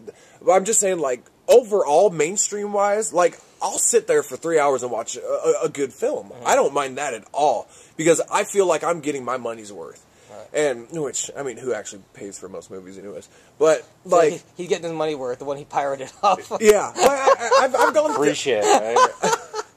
but like I feel like I'm getting my time's worth. No, but you're real. That's how people see things nowadays. Is that way? But see, good, bad, right, or wrong. That's how they're seeing them. I've been bitched I've been bitching for so many years about how so many major films are so short now. The majority of films, What about the lack of R-rated movies? Because everything's geared towards fucking kids, like teens and stuff like that. Yeah, well, that's making them the money. But I mean, I've bitched for years about, man, I'm gonna go pay, like if I actually walk into a theater, which I do. Not a bunch of times. When's the last time you went to the theater? I just saw Zero Dark 30 last month. Oh, did you? Yeah. Okay. That cost you what, $30? Oh my god, it's like $12.50 a person or something like that, and that's not including the $15 drinks and the $30 popcorns. I mean, by the time you walk out, your bank account's just like, what the fuck? Exactly. But yeah, but I bitched for years about how, oh man, it's a 75-minute movie. Or an 80-minute movie or a 90-minute movie. So now to see, I mean, the specialty films like the Twilight Sagas and all that stuff, like those specialty films, the Harry Potters, that are long, those are kind of like niche products geared to a certain demographic of people. But like when you Twilight get... short? Nigga, did you call it the Harry Potter films a niche product? That shit makes like $1 bazillion. Oh, yeah, absolutely. Hardly a niche. But I'm going to say It's not it's... on the top 10 grossing ones, though. Yeah, of course it is. Is it? Of course it is. yeah. Those movies make freaking They were bang. huge, but to me, in my eyes, that the demographic for like the Harry Potter films would be like your junior high and high school kids that have read Don't let Raimi hear you. Okay. But like that have read the series of books and then have gone to go see the films. And I'm not saying that that's the only demographic that they were targeted to, but like in my eyes, like I haven't seen any of the Lord of the Rings, the Twilights, or the Harry Potters, just because Or Star Wars. No, I've seen all the Star Wars have you seen films. Star Wars movies? I don't enjoy them, but I have seen them all. What don't you like about I've them? given them all. You know, I'm not a sci-fi guy, Really? so. God, you really consider Star Wars science fiction? Well, I mean, I mean, flying through space and other planets and stuff like that. Like, that shit in a car. I like the dramas, the intense, the action, the horror and stuff like that. Things that I'm like, that's happening in my backyard and shit like that. So, like... Oh, come on. You mean tell me fucking Friday the 13th's happening in your backyard? Fuck yeah, it is. No, but I mean... like... I'm not saying that they're not good stories, because they are good stories. I do enjoy them, but like the original 3 was well before my time. So I'm old, man. Well, fucking old. I mean, I was. That shit came out when you were in high school. You need to stop talking for a little bit. All right. Seriously, because That shit came out when you were in high school. Holy right? shit, man. Well, that is my Holy rant. shit. No, I'm just not a fan of I them. fucking saw that shit in the theater. Really, I saw Star Wars. Star Wars on TV. Remember On TV? No. It's kind of like Select. Was but that it's like called a- On? Holy shit. And I saw the last one, the Return of the Jedi. Well, let's you co-run Magnum Pro, Yeah. a professional wrestling promotion. Don't talk about the date we talked about. No, I'm not gonna talk about. See, now you got everybody going like, well, what about the date? Stay why tuned why to did Magnum Why did Wrestling. Anthony bring up a date to There's tell Gary no- not talk about it? Nobody's listening to this. Stay tuned to @Magnum Wrestling. You can't. Everybody's listening to this, but see, here's the thing. If you look at the analytics, once Sean stopped talking, that fucking KP crowd fucking killed it. They left. What are they talking about? Stay tuned. What are they talking about? We'll pick back up. They talking about wrestling? Magnum what? I don't want to hear about no condoms, man. What the fuck? Or beer. Ice cream. Is wrestling your passion, Anthony? Is it my passion? Yes. No, I don't know. Come on, you're gonna say no to that? What, if I could do it for a job, I Yeah. would do it. Yeah. So it's your Really, love. is that really my passion though? I mean, if you could make your living Yeah. anyway, what I would would it think be? so. It'd be that way. Yeah. So, Jason Strife runs it out in Iowa. How much wrestling would you say you watch on average that you kind of keep tabs on? And what type of wrestling? I only watch indie and Japanese. I don't watch WWE at all. You guys are the ones that watch the Is it WWE. like because it's not your cup of tea? Because it's like too popular, too mainstream? It's boring. A lot of it's boring to me. Really? Yeah, well, I mean, I haven't watched in like months. Like I've never seen. I was thinking about this on the drive here today. I've never seen a Dolph Ziggler match. Oh my god. Really? Never. And everyone says Not even like in passing on Monday Night Raw when you happen to be flipping through, and because I know occasionally you'll like be like, should I watch Raw tonight? Yeah, like, sometimes I'll ask, or I usually check my Twitter feed to see what's going on. like if somebody's talking about a certain match or something like that. I mean, God, we've talked about it years ago. He missed the whole CM Punk Jeff Hardy feud. Yeah, I've never seen that. On Jeff's way Right. out, which was a feud that really shot. That was when Punk was interesting. Yeah. You don't think he's interesting now? Completely mediocre. I got a personal problem. I can't, Jesus. I can't separate myself. Oh, God. But yeah, I've never seen a Dolph Ziggler match. So, All right. is he good? Yeah. Do you feel I'm a like it big hurts Ziggler fan. you No, as a promoter? not at all. Really? No. To know what's going on in WWE? No, to know what's over. What maybe someone What's like, over? Like if someone goes, dude, because Ziggler is over as far as his work. Like he's one of those As far guys. as his work? He's one of those guys that like everybody kind of digs watching him. Uh-huh. Like he can make the bump look really good. Like Yeah. just. So you don't feel like as a promoter like you So he's should like Jack Evans. Yeah, kind of. Oh, there you go. I just hired Jack Evans. What do I need fucking Dolph Ziggler for? I need to watch that shit for. Now, what do you feel about the Magnum product? What do you mean? As far as what I want to do? Because what I want to do is different than what Stripe's doing. Okay, no. What do you feel about what Strife's doing? And not trying to rile up, but I mean, like if you, how much? I don't ever see any of it, so I have really? no idea what's. I see the results. Jason, what the fuck, man? I see the results. That's all I see. Send What Anthony kind of some partnership DVDs. is this? Send Anthony some DVDs. Would you consider? I mean, he's got it to the point where he doesn't have to have any fly-ins. Is he draws. like the SoCal pro of that area in that he has a little bit of comedy, a little bit of drama, Yeah. play to a family friendly crowd, or what's the Magnum crowd? I don't know if in you can Iowa? have family friendly if you're doing Type A death matches, but I'd say it's more of a young adult, like. yeah. Because he was doing the family friendly thing for a while. Yeah, he would get mad when people would cuss on the mic and stuff. Yeah. But I don't know how it is. I mean, if you're doing death matches, come on. Yeah. That's How the true. fuck are you? Did he already do that? Did he already? Yeah, he did that last show. How was it? It was good. Did you? He drew 200. Was it well received? Yeah, he drew standing room only. I mean, Okay. standing room only. Like, Okay. you can't ask for much more than that. That's where I want to get to that point where I don't have to fucking fly anybody in. Do you? So would you? If you had your druthers, would you like to have a Magnum show in Southern California? Of course. Do you think it's possible? Yeah. Using Local guys? No, maybe not at first. I mean, maybe. Really? You know how we... Come on, we know how you and I feel on the... Do we have to get I into think that? SoCal sucks. It was funny does. because we were talking about this earlier before we hit record. I said, please don't turn this into a wrestling podcast because I don't think there's much to talk about. But that's the thing we in have Southern in common. California. Oh, in Southern California. In Southern California. But it's a common... is it's a common thing. Sucks. The scene sucks. There's not really a discussion to be had about the scene. Of course. But you think you could possibly... It's possible. I think it it's would be possible. highly difficult for Magnum to stand on its own without fly-ins, just using straight SoCal talent. But you got... Well... Even I don't know. first? Is Strife considered... What do you consider Strife? I mean, he's kind of like... Well, see, I would consider Could Strife... you imagine a Magnum show happening in Southern California without Jason Strife? Absolutely. Really? Yeah. What would your main be? We're fancy book now? We're just intellectually masturbating. Okay, here. so I like the way you put that. Thank you. I'm saving that for later.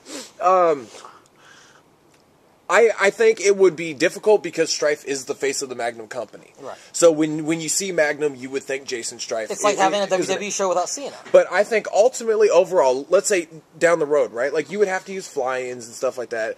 I don't consider him A fly-in? I mean, he rides that fine line because he is the face of the company, so you would expect him to be there, but yet he isn't a SoCal regular. Right. So to, let's say, in a fan's perspective, he's a fly-in. Yes. Like, absolutely. now to us who have been around Magnum for so long, Jason Strife just, oh, there's a Magnum show, here's Strife. I think, absolutely, you could put on a show without Strife. I think overall, long-term, just because we talked about it in the ride down here and stuff like that, long-term, which even you said... I gotta tell you my ideas when we stop this, too. You don't want to say it now? No. You don't want to just, like, disguise it? No. No. I think right, no, that's fair. That's fair. I think ultimately, okay, like what Strife has done, which we talked about, Strife out there, he can use all the local guys, run an entire full show, get a couple hundred people packed in, makes his money back, like everything's great. Right. I don't think that would work here because, one, there's too many promotions. And like you said... Oversaturation. Yeah, absolutely. Everything is so watered down that you can go anywhere at any given time that's running a show and see That's right. this dude and this dude and this dude. You can go somewhere every weekend to see Peter Avalon wrestle somewhere. I mean, for example. But will you see Peter Avalon wrestle well at that place? Because you and I, like, take Gorilla, for example. Sure. When Peter would wrestle for Gorilla, Step up back his when game. they actually liked him, Yeah. he wrestled much different than he would if he were wrestling in EWF or wherever the fuck else he works. Well, see, and with all the SoCal guys, the, I guess stigma would be the word, behind PWG. When anyone gets booked for PWG, they're going to bring their A game 110%. A lot of other places, which it's so sad to say, because when someone gets in the ring, they should work as well as they could work to show everyone else, this is what I could do no matter Well, here's where the I'm thing, at. Oh, dude, I've heard people but say that they're not going to work. But they're only going to work as much as they're getting paid. You know that, right? Because there are perspectives. You have the perspective. That's No, all I'm saying. You have the perspective of a... It's a lot. It has to do a lot with the crowd too. If there's 20 people in the crowd, they're not going to do shit. They're going to take one chop. They're not going to do the fucking dive. I disagree with you. I disagree with you if there are 20 people in the crowd, but the motherfucker was getting $500. Oh, well, I think he'd be like, 500. you know what? I'll fucking go out there. I think it's all contingent upon pay. And if not paying anyone $500. no, what I'm saying is if someone's getting paid, they're gonna go out there and they're gonna bust their ass. Yeah. But if they know they're working for Championship Wrestling from Hollywood for free, Yeah. or a type of promotion like that, Yeah. for free or for $10, you'd be like, seriously, am I gonna fucking kill myself in front of 20 people for fucking 10, Yeah, $15? I'm gonna go work the quote unquote psychology of it and just like and pull the crowd in as far as just like my heel shit or my fucking face shit. Yeah. And so you don't really have a lot of real work being done. In which in I Southern completely California. understand from a worker standpoint of why you would do that. Because you're like, there's 10 people out there and I'm getting paid 10, 15 bucks. Like, Right. oh, what is the payoff at the end of the night? Yes. Okay, well, I entertain 10 people. Are or there whatever. any, I think my mentality may be a tad bit different of like, if it's being filmed and it's going to be shown anywhere else. Exactly. If it's going to hit the YouTube. Well, and you know what? How many people do we know of who fucking phoned it in and didn't do well, and then the shit hits YouTube, and they're like, oh, fuck. Yeah. And I think because, not to bring it back to that point, but because fucking I wrestled in the backyard in front of nobody. Oh, here we go. And I did it like everything I possibly could do. Really I'm not trying to. You're really good at bringing it back around. I know, No, he's doing that, I'm right? just saying because He's trying to get to analytics or whatever. Analytics are fucking riding high again. Hey, got all the listeners back into it. But all I'm saying is just overall is I think my mentality going into is if you love wrestling and you love what you're doing, yes, you want to make money off of it. You want to be able to survive off of it. But everyone knows going into it, nobody's surviving off of wrestling per se. And Well, especially on a local, they can. They just don't know how to. Well, okay. There are a lot of wrestlers on the independent scene that can be. Joey Ryan was a really good example. A professional wrestler who was making a living as a professional before TNA. Yeah. Before TNA came around. Yeah. Joey was making a living as a professional wrestler. That's what he did. Yeah. That was his job. Yeah. And I respectfully say every single fucking wrestler in Southern California could have been doing the exact same fucking thing, but it's laziness, it's cluelessness, they don't know anything about merchandising, they don't know how to get their shit over, and they don't know anything about the politics. I will 100% completely agree with you with the merchandising. Everybody's merchandise out there is just, it's like, lately I've seen, well, I'm going to say lately within the past couple of years, I've seen some things pop up where like, okay, that's a good idea, but push it. But then it drops off. Like, oh, I got these wristbands or I made this t-shirt, da-da-da. Now, once they're gone, they're gone. Nobody knows how to merchandise. No follow-up at all. Have you ever seen, exactly. have you ever seen the Jason Strife, like, stroke-off towel? No. He has towels made. They're like little washcloths. Okay. With Bulletproof Tiger and like him flexing. Like, I think we should all get one of those jerk-off towels. And like, that's what we were calling them, jerk-off towels. But saying 2013 SoCal in general, not people across the country or whatever. Someone like you brought up Peter Avalon. He's working everywhere. Yeah. And there's no way he's making It doesn't really count if you're working everywhere for free. And by the way, Peter, I'm not saying you're working for free. Yeah. But if you're working fucking, No, you're right. does it really count? Are you a living? No, we're just saying that it's wrestler? oversaturated. I don't know. Like, Yeah, but I mean, ultimately, like, the whole point of this is, like, the individual matches. You're basically not a professional unless you're getting paid. I mean, if you're working for free, you're volunteering your time. Yes. So even if you're making $10, like, at least you're still getting something in your pocket, and somehow you made a tad bit of money. But to go out, whether it's 20 people in the seats and you're getting paid $10 or whatever, you should still go out. And the thing, going and sitting in the crowd of so many indie shows locally over the past however many you years. have, by the way. You and Anthony, I'll give you guys credit. You guys have been to your fair share of. I ain't been to shit. I but mean, like you guys have seen I've been all IWL over. crowds Yeah. and fucking yeah. So to sit in the crowd and to see someone, if I were to sit there and watch, if I were to be one, these are examples, right? That you're gonna use. yeah, well, Why don't you fucking say something real? well, no, I'm going to. So if I was one of 30 people, Right. Well, I'm just saying, like, don't just give me an example. so if I was one of 30 people sitting in a crowd, which okay, let's break it down. The split joint show between Magnum and IWL. Okay. Do we really have to talk about, like, seriously? Well, I'm using it as an If he's example. using any based off of example, go ahead. Okay. Go ahead. Kick Go you ahead. when you're down. Go ahead. So there were 30 people there. Okay. I'm being gracious. Okay. All right. You are. That's He fine. was. Whatever. Okay. There's 30 people there. Strife and Tozawa went out there, Right. put on one of the best matches Yes. in front of 30 You've seen people. him- Yeah. Now, it's Strife's company. Right. I'm sure he didn't walk away with the $1. Right. I'm sure Tozawa was compensated Yeah, but for his time. yeah, but see, you gotta understand that's Anthony. Anthony's smart in the sense that Anthony knows that audience. While a packed house would have been lovely, that audience is going to be YouTube, and that's where it's going to be fucking seen. Yeah, absolutely. But I think every wrestler at this point should know, because every SoCal company, I don't know about across the Provided the there's country. Provided there's a wrestler who's Super Dragon style brings his camera friend, like you can't rely on the company to put it up. You may be like, okay, fine, there's 20 people out there, I'm getting $10. At least I'm doing this for the video, but shit. What if they don't put the video on there? But you know, so Dan, Super Dragon, Fuck that pooch. Super Dragon used to bring his own cameraman to his shows, and he'd be like, you know what, I'm making use of this fucking man. Oh yeah, of course. But so my buddy he's recording it. It's gonna go on my DVD. Yeah. And that's what a lot of wrestlers... At this point, so many companies around SoCal are utilizing YouTube to get their product over. Whether it's they're posting up full matches or half a match to tease you into something else. Right. So many companies... Yeah, who's doing it? IWO and Jeff.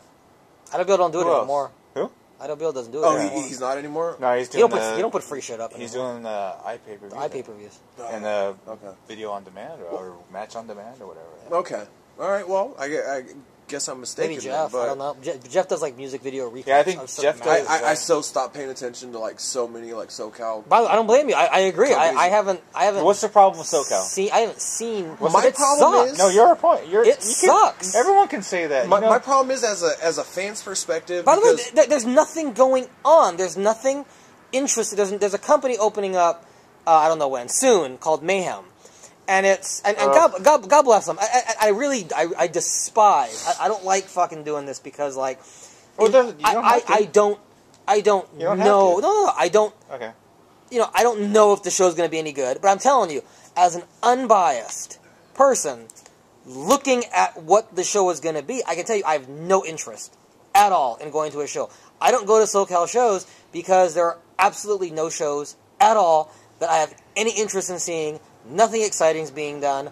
No interesting matches are being done. No interesting gimmicks are being done. The most interesting stuff being done is being done by PWG. And let's be honest, it's cheaper to just pay $15 for the fucking DVD after the show's already happened than $25 to $30 and the probably $30 in gas to go to it. And that's the. And by the way, PWG.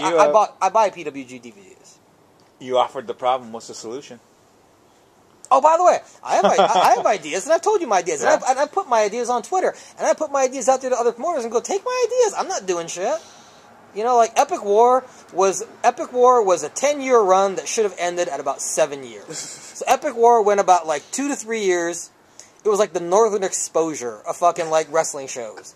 Like great, it was like X-Files, like it was this great series, and then like there's a couple of seasons where you're like, wow, they just keep on. They just keep wanting to fucking beat this dead horse, huh? Until eventually nobody was interested, and I had to fucking fold up shop. But that's how I look at Epic War.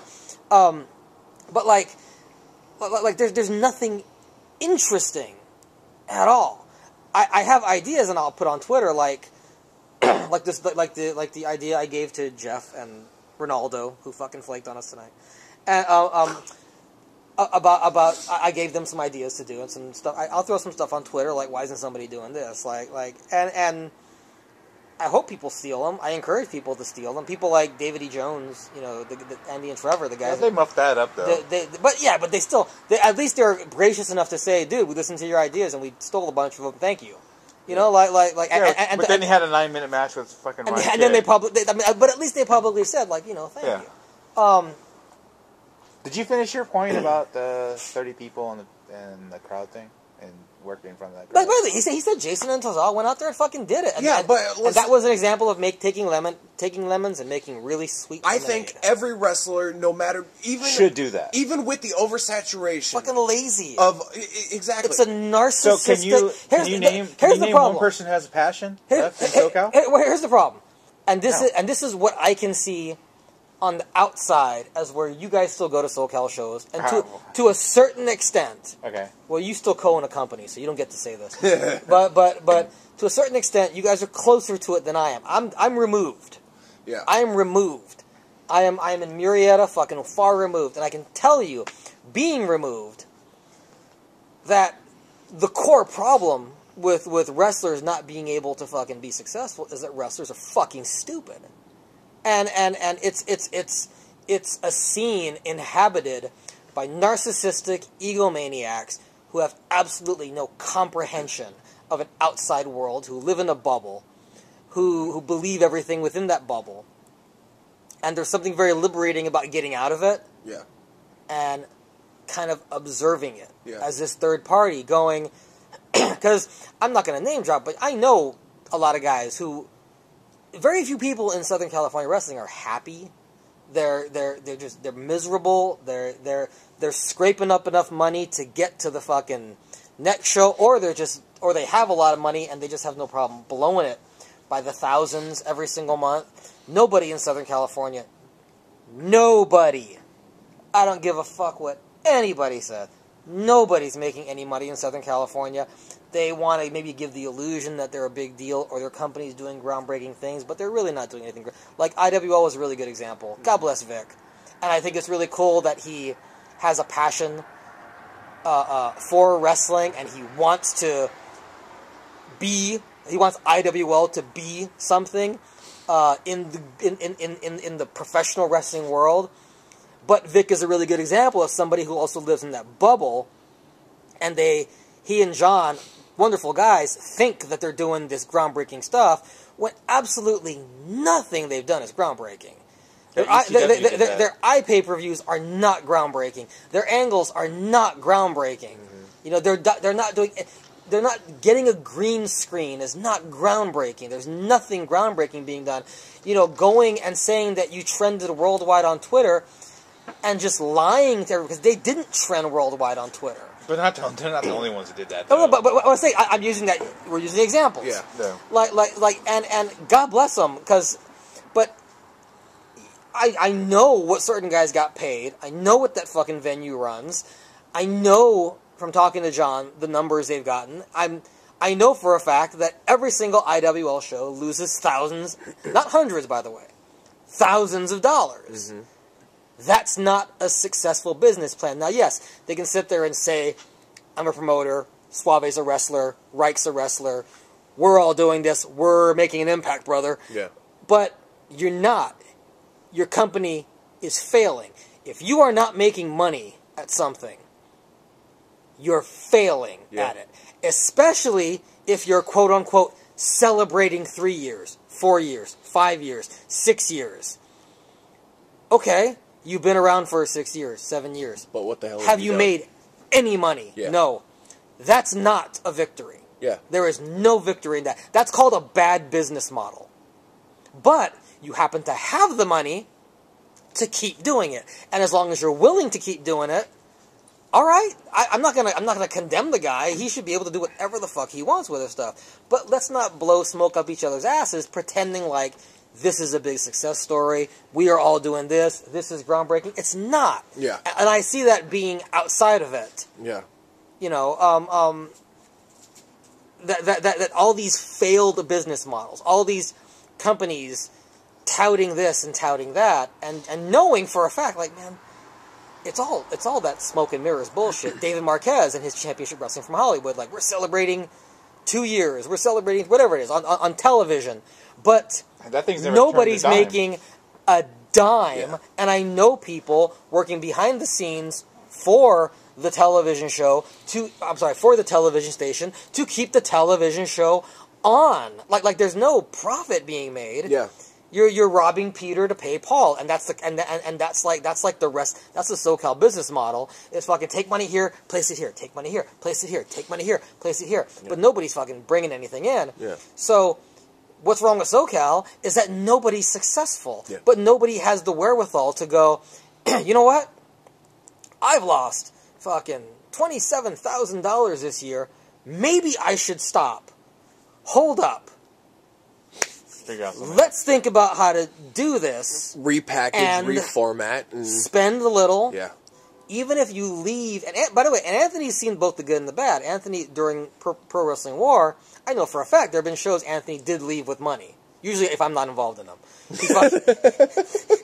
There was that one time.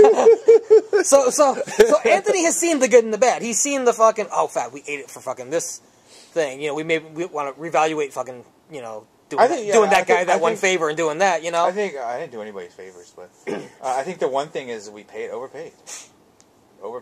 But that's the vicious catch-22. We had that's people, the catch-22. We had people show up.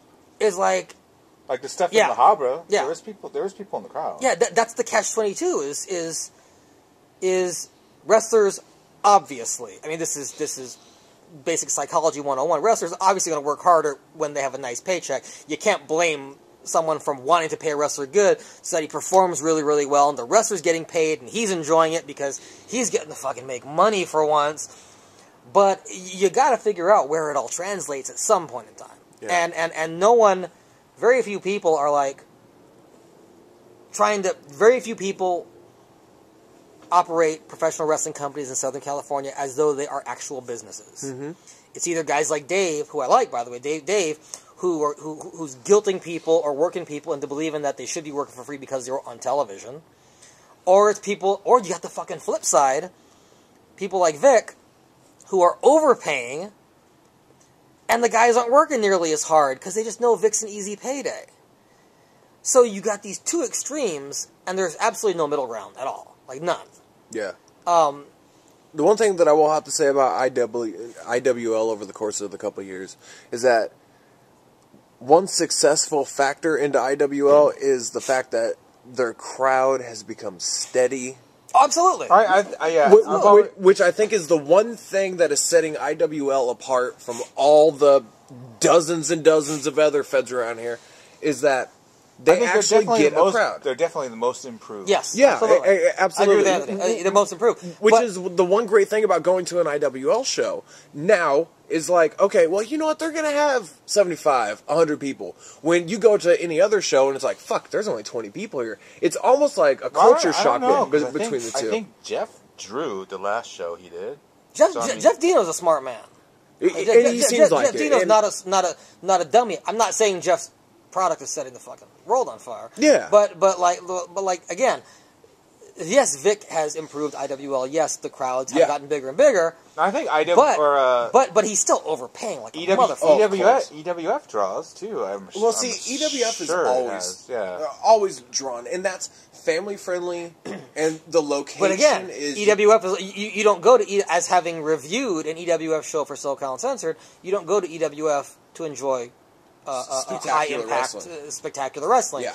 You go there with your 14-year-old daughter, and she enjoys it. Yeah. And you go, okay, whatever. And again, you're talking about guys don't mind working for EWF because they get nothing or $5, but they also don't got to do shit. Yeah. It's this really easy, simple 7 minutes in there. Now, see, if Lalo showed up, I'd ask him, why don't you work at EWF anymore? See? Ronaldo, you fucking flake. So, and going back to Gorilla, is saying paying $15 for the DVD opposed to $20. I'll buy the shit out of a fucking Gorilla DVD. Oh, yeah, of course. This year's been the most I've bought Gorilla DVDs. Yeah. Oh, yeah. Love it. So now, here's my thing. In SoCal, you only get one show at this point that you get a live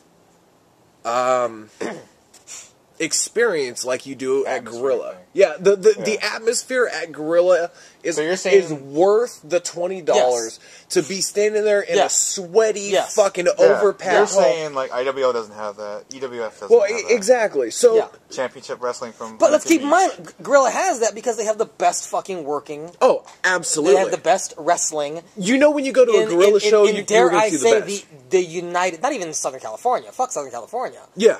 In the United States, if not the world. I would, me personally, I would say Pro Wrestling Gorilla as far as wrestling action, bell to bell wrestling action. In my opinion, no other company, including WWE, can touch Pro Wrestling Gorilla as far as working wrestling action. It's great. So I think that's where PWG gets to be able to maintain their status as the best in SoCal or the best in the nation or something like that. Because not only is their wrestling good, but let's take say you took the experience is something. Yeah, hipsters go to it. It's the TV stars go to it. Yeah, it's the cool thing to do. It is the cool thing. There you go. It is the cool thing to do. You get the interactive crowd that's going. What TV stars go to it? That chick from Community. She gets spotted there a lot. Yeah, so it's just like you get. It's become the trend. Yeah. Once a month. It's become to the point where you know you're going to have a fun time as a wrestling fan sitting in that seat. Because you're going to have to move for dive spots. Yes, you're going to have to, bump shoulders with the guy that you don't know next to you because Yes. it's so packed and standing room only and all this shit. And the atmosphere of having such a small Legion Hall, overpacking the place, having not only good wrestling matches, but the fact is that PWG is just able to bring I'm gonna say a different atmosphere. It feels like an event. Yeah, exactly. Like you are going when you go to PWG. Does it feel like a concert, or does it feel like an event? Like It's a combination. Yeah. And the thing is PWG has set a standard to what their shows are. And luckily for them, they are able to maintain that standard for every show. Where you are, as a wrestling fan, whether it's... Because I know that there's SoCal workers, like guys that wrestle for other companies, go to these shows and stuff like that. Yeah. And when you can get the people that know the business to be like, oh, fuck! yeah. Like, they are doing something right because it sucks you in. Now, if you take a PWG fan, like, I'm sure that there's people that go to PWG that have never been to any other indie. Oh, yeah, they don't know what the fuck indie wrestling is. They don't know Yeah. shit, yeah. So if you took them and put them in any other... EWF show. You took them to EWF. Oh, yeah. You took them to IWL. They would sit there with their hands... This is shit. Yeah, absolutely. They would just be like, what the fuck? Yeah. Now, I'm not saying that it's not possible for any other show to get to that point, but Gorilla has had, 7-8 years to build up... They're 10s this year, right? Yeah. I think something, it's something like that. Okay, so we're going on a decade of Gorilla, and it's at the point where they have set the standard, they have maintained the standard. Yes. For indie wrestling in general, everyone across the country goes, "Oh man, have you seen Gorilla? Have you seen da da da da?"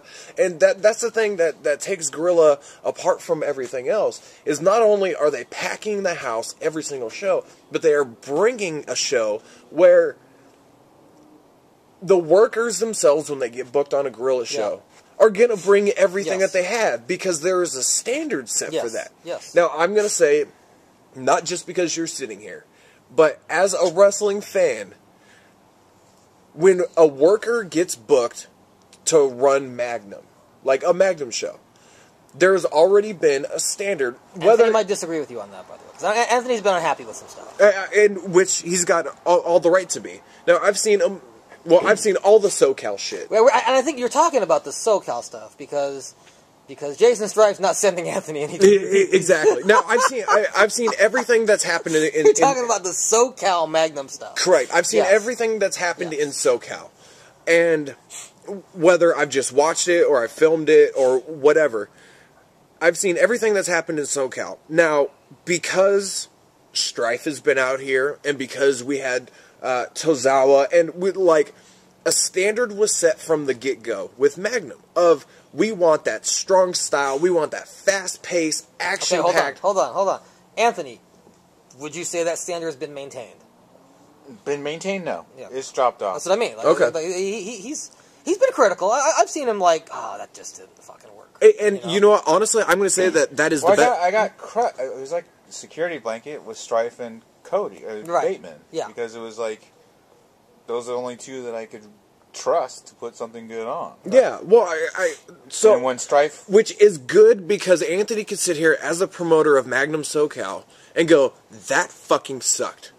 Because now he knows not what to not do again. When you have other promoters that keep running the same bullshit over and over and over again, and that's where we end up with these diluted wrestling shows. Now, yes, Magnum hasn't put on a full show in SoCal yet, but is that going to happen at some point in time? Sure. He said trepidatiously. I mean, he looked at me like, of course it's a possibility, right? Sure. Of course. Yeah. PayPal your funding money to Kickstarter.com. But so I mean, that's the thing as a wrestling fan, because I can separate the two. I can be a wrestling fan and enjoy wrestling because still to this day I can enjoy wrestling, whether it is WWE or PWG or anything that I see. I can sit there and watch something as a wrestling fan. So to see stuff, I mean, you said Strife and Bateman. But if you go back to that Apple Valley bullshit, when Peter and Brandon Parker had that match, that was a good fucking match. Yeah, Parker's no longer wrestling. Well, okay, but I'm just saying, I'm just saying that you took Parker and Peter, who at that time had Peter really... Peter was considered I don't know if I'm going to... he was a comedy worker. Yeah. Apparently. You took Parker and you took Peter, and you took the two of them who had yet to that point, I don't know how long they had been working, but at that point had not really done anything spectacular or really showcased all of their capabilities. But Magnum had a standard that was set, that you said, look, this is what I'm expecting. Yes. This is what I want. You've got free reign to run the match, whatever the hell you want to do, right. But I'm expecting this. And they went out, two guys that Apple Valley had no idea who they were. And SoCal had I don't think Apple Valley knows who Hulk Hogan is. Yeah, well, Apple Valley doesn't know that they're in Apple Valley. But you took two guys from SoCal that had been going around all the different... Okay, buy water. You got passionate, man. Take it easy. Passionate. You had taken two guys that had been touring around SoCal for a couple years or so at the time. They had stepped in for Magnum and put on one hell of a match that you can go back to this day and still watch and go, that was a good match. And Magnum had set that standard, and that is what I think SoCal needs, is because, like we had discussed, too many guys are just, hey, I'm going to a wrestling show. I know everyone there. We're going to go hang out backstage until it's my time to go out and wrestle. I'm going to go spend my 5 to 10, 15 minutes in the ring doing whatever I have to do to make my paycheck. Then I'm going to hang out with my friends some more. Now, Magnum was able to break that cycle, and yes, it was just one match on the show, but it was able to break that cycle to where these two guys went out there and beat the shit out of each other in this match and put on a spectacular match that you were able to put on a DVD and you were able to put on YouTube to be proud of, that helped get Magnum noticed to that point. So if Magnum, not to compare the two, but if Magnum could put on a full show to that point, where it was... It's a tall order, though. Especially here. I mean, it's one thing to go, I'm going to put on a really good match. Yeah, especially here. And now you got to do that times 6. Of course. Or 7. Yeah.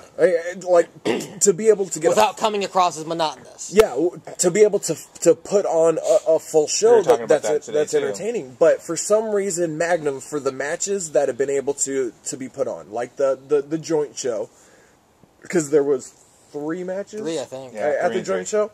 But that was 3 matches that were able to put on, that the Magnum portion of the show, the workers that were booked to wrestle in that knew the standard of Magnum that they had to upkeep. Right. So those 3 Magnum matches went in, and they kept that standard. Right. Which is the same idea of Gorilla. They get booked for Gorilla. They know what they have to do because they know what's happened in the past. Well, I hope this carries over to the next time. I'm just saying overall, because now you just said that a show might be happening, so now you basically just continue to set this bar high. Well, so now I'm just saying. I mean, I hope it happens. It all comes from the top. You have what are the percentage? What's the percentage of it happening? No, I mean the standard. Oh, you keep you hope the standard, the bar is still there and guys know it. Would you send the match, would you go like, hey, I want to book you for this show, I'm sending you this match on YouTube between Strife and Tozawa, like, you need to be this good. Would I do that? Yeah. If you can't wrestle this match, you probably shouldn't show up. I'm not booking you. Here's 5 matches that I'm really, really proud of. I probably would. I mean, it's not a bad idea. Eric Cross used to always ask why he wasn't booked. I mean, but I've been there when Anthony's talked to workers and been like, look, you know what, this is what we're expecting. Go out there and try and match that. Do your best. Of course, not every worker is going to be capable. If the match doesn't blow you away, yes, you tell the person that. I tell them it was okay. Yeah. Yeah. You have is it hard for you to? For someone, yeah. Yeah. It's hard. Yeah. Someone that's used often, too. Really? Yeah. Okay. So I think ultimately it's the whole trickle effect. Plus the 3 of the matches of the split show one had Strife and one had Bateman too. Well, of course, yeah. But I mean, because you took those guys that you knew were reliable, that could put on a hell of a match. Right. But I think my personal opinion, I may be out of my fucking mind, but it's the trickle effect. It starts with the person that's booking the show, and if they set the standard for the people that they're booking, then you're the boss. So they have to meet your expectations if they want to come back again. Right. So with Gorilla, I don't think that Dragon really at this point has to be like, this is what I'm expecting, because do you know what does Danny tell them? Who? I don't know who Danny is. Super Dragon tells them. What does Super Dragon tell them? Just to finish the match? Do you know the insides of that? I don't know specifically. I know. Does he tell them? I know so-and-so's going over. Excalibur is an asshole. I'm not really sure how to say any of this. Hey, he was. You know when you're working a gorilla show, you know what the barometer mindset is, and a lot of times, Dragon does gauge the crowd. Is the crowd really behind this person? You know, you know as well as I do, there have been guys who work there and then you never see them again. Or there are guys who work there for 6 months, 7 months, 8 months, and suddenly they're gone. Yeah. You know, and then you'll hear either Excalibur or Dragon. It's so hard saying it in their gimmick names. Does it really matter? Say that a person didn't about people going over. In their opinion, didn't get over all that well. You know, like they didn't get over. And which, you know, that's good booking that they are able.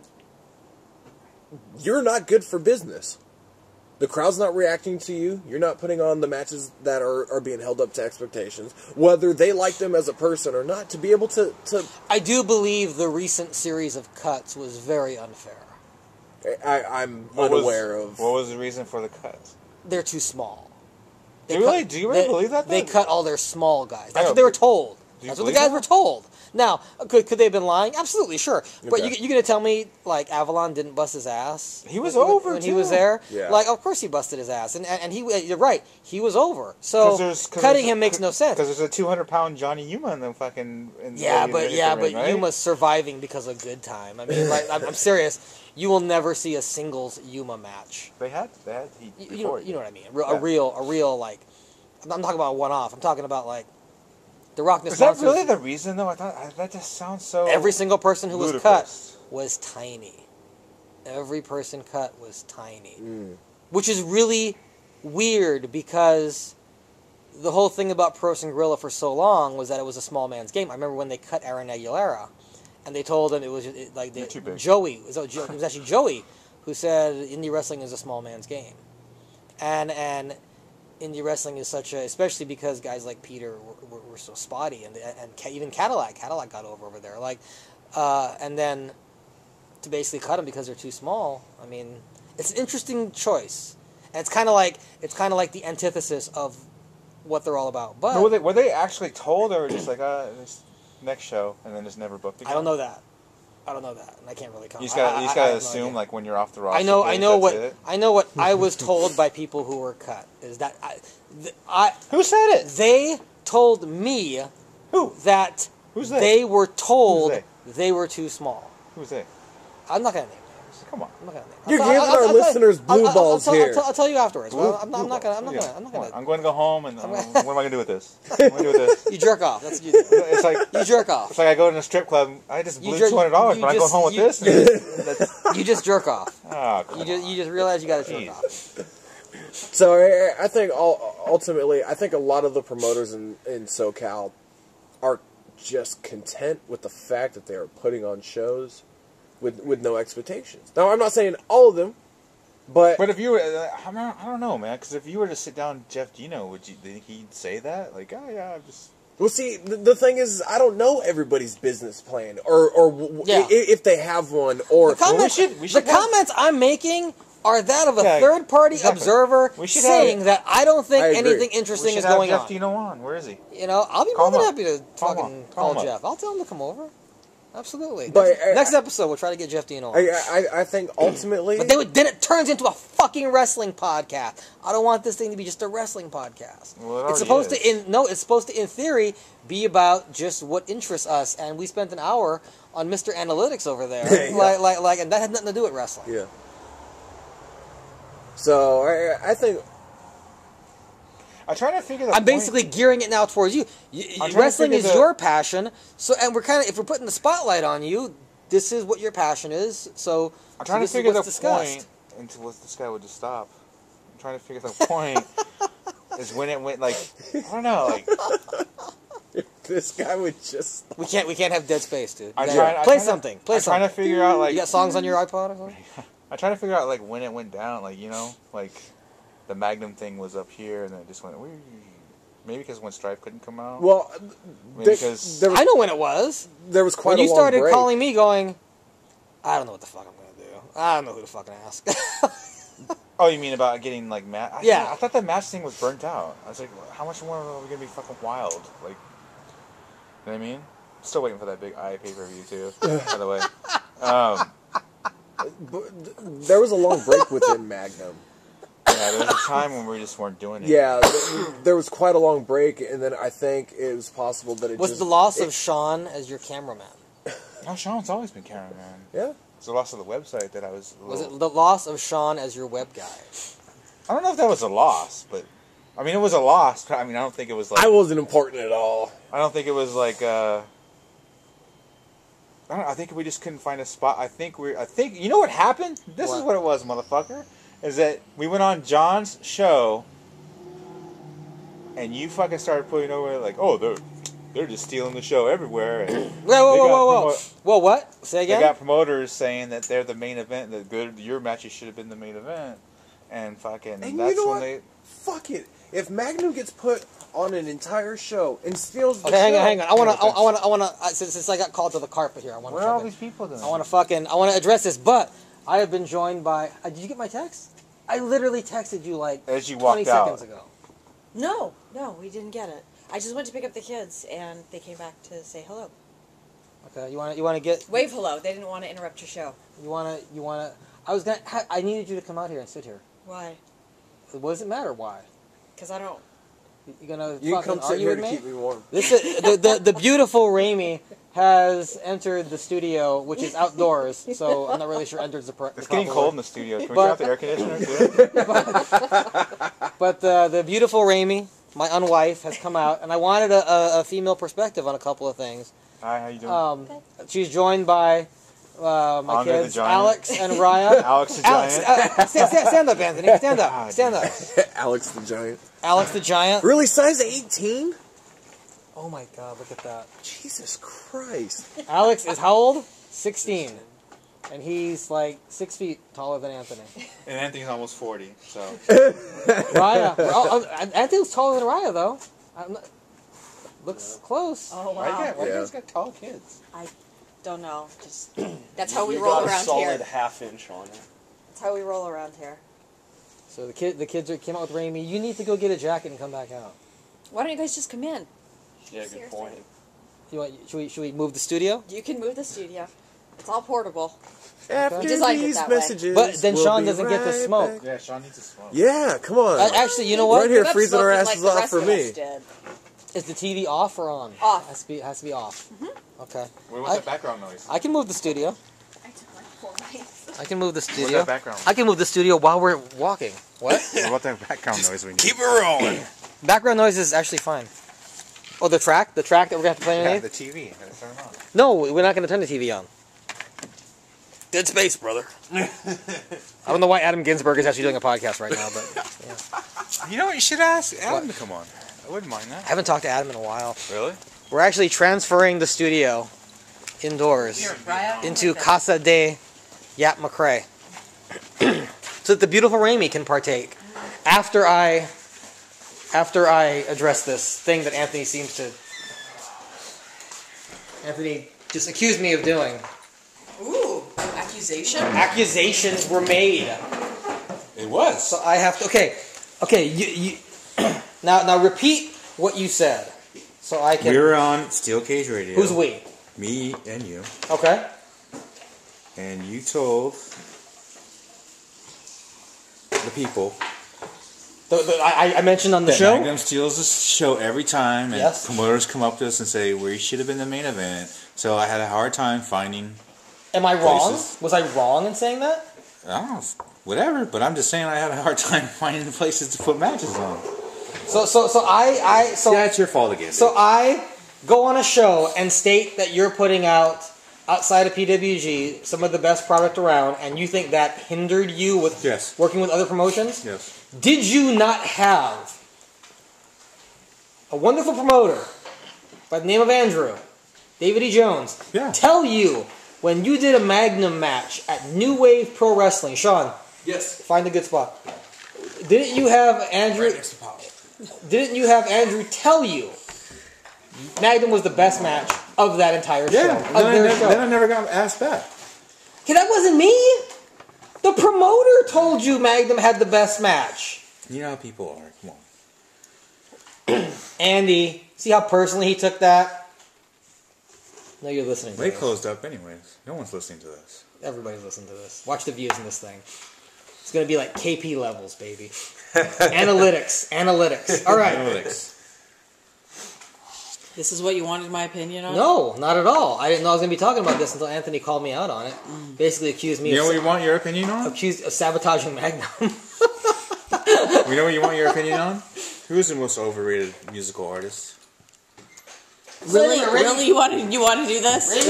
I have one. Raimi and I are driving in the car today, and Ozzy Osbourne comes on, and by the way, to be fair, it was one of Ozzy's like bloated mid '80s songs. No More Tears. Everybody remember that one? No More It's a Tears. good song, right? It's great. Really, Great song. it's great. Really, Great the song. word to use. It's better than any Wham Great. song. What? Wham. Excuse me? It's better than any Wham song. Ozzy wishes he had the talent of George Michael. He wishes he had the talent. Where's that of guy George at Michael. now? Still performing? What? The cocksucking talent? Still What? performing. In the bathroom. I come in to LA. He's performing. Right? All right, so I happened to tweet that I thought Ozzy Osbourne is one of the more overrated. Okay. He's overrated. All right. And See, and the funny thing is, unlike you, I don't care. Okay. You want my pick? I tell you the Beatles are overrated, and you go into how the fuck do you call the Beatles? Beatles. Shut up. How calling the Beatles overrated is almost asinine considering their influence. I know. Like you understand? Like the word overrated cannot apply to probably the best-selling band in the history of music. Okay, I got one. Will you be quiet? Gangnam Style has more views. Shut up, Alex. I got one. You ready? Take Go your ahead. 7'2" ass out of here. Finish it. You ready? Go. Red Hot Chili Peppers. You think they're overrated? If I never had I to would hear, 100% agree with if I that. never had to hear a Red Hot Chili Peppers song, my life would I be- agree with you. Yeah. I agree with you.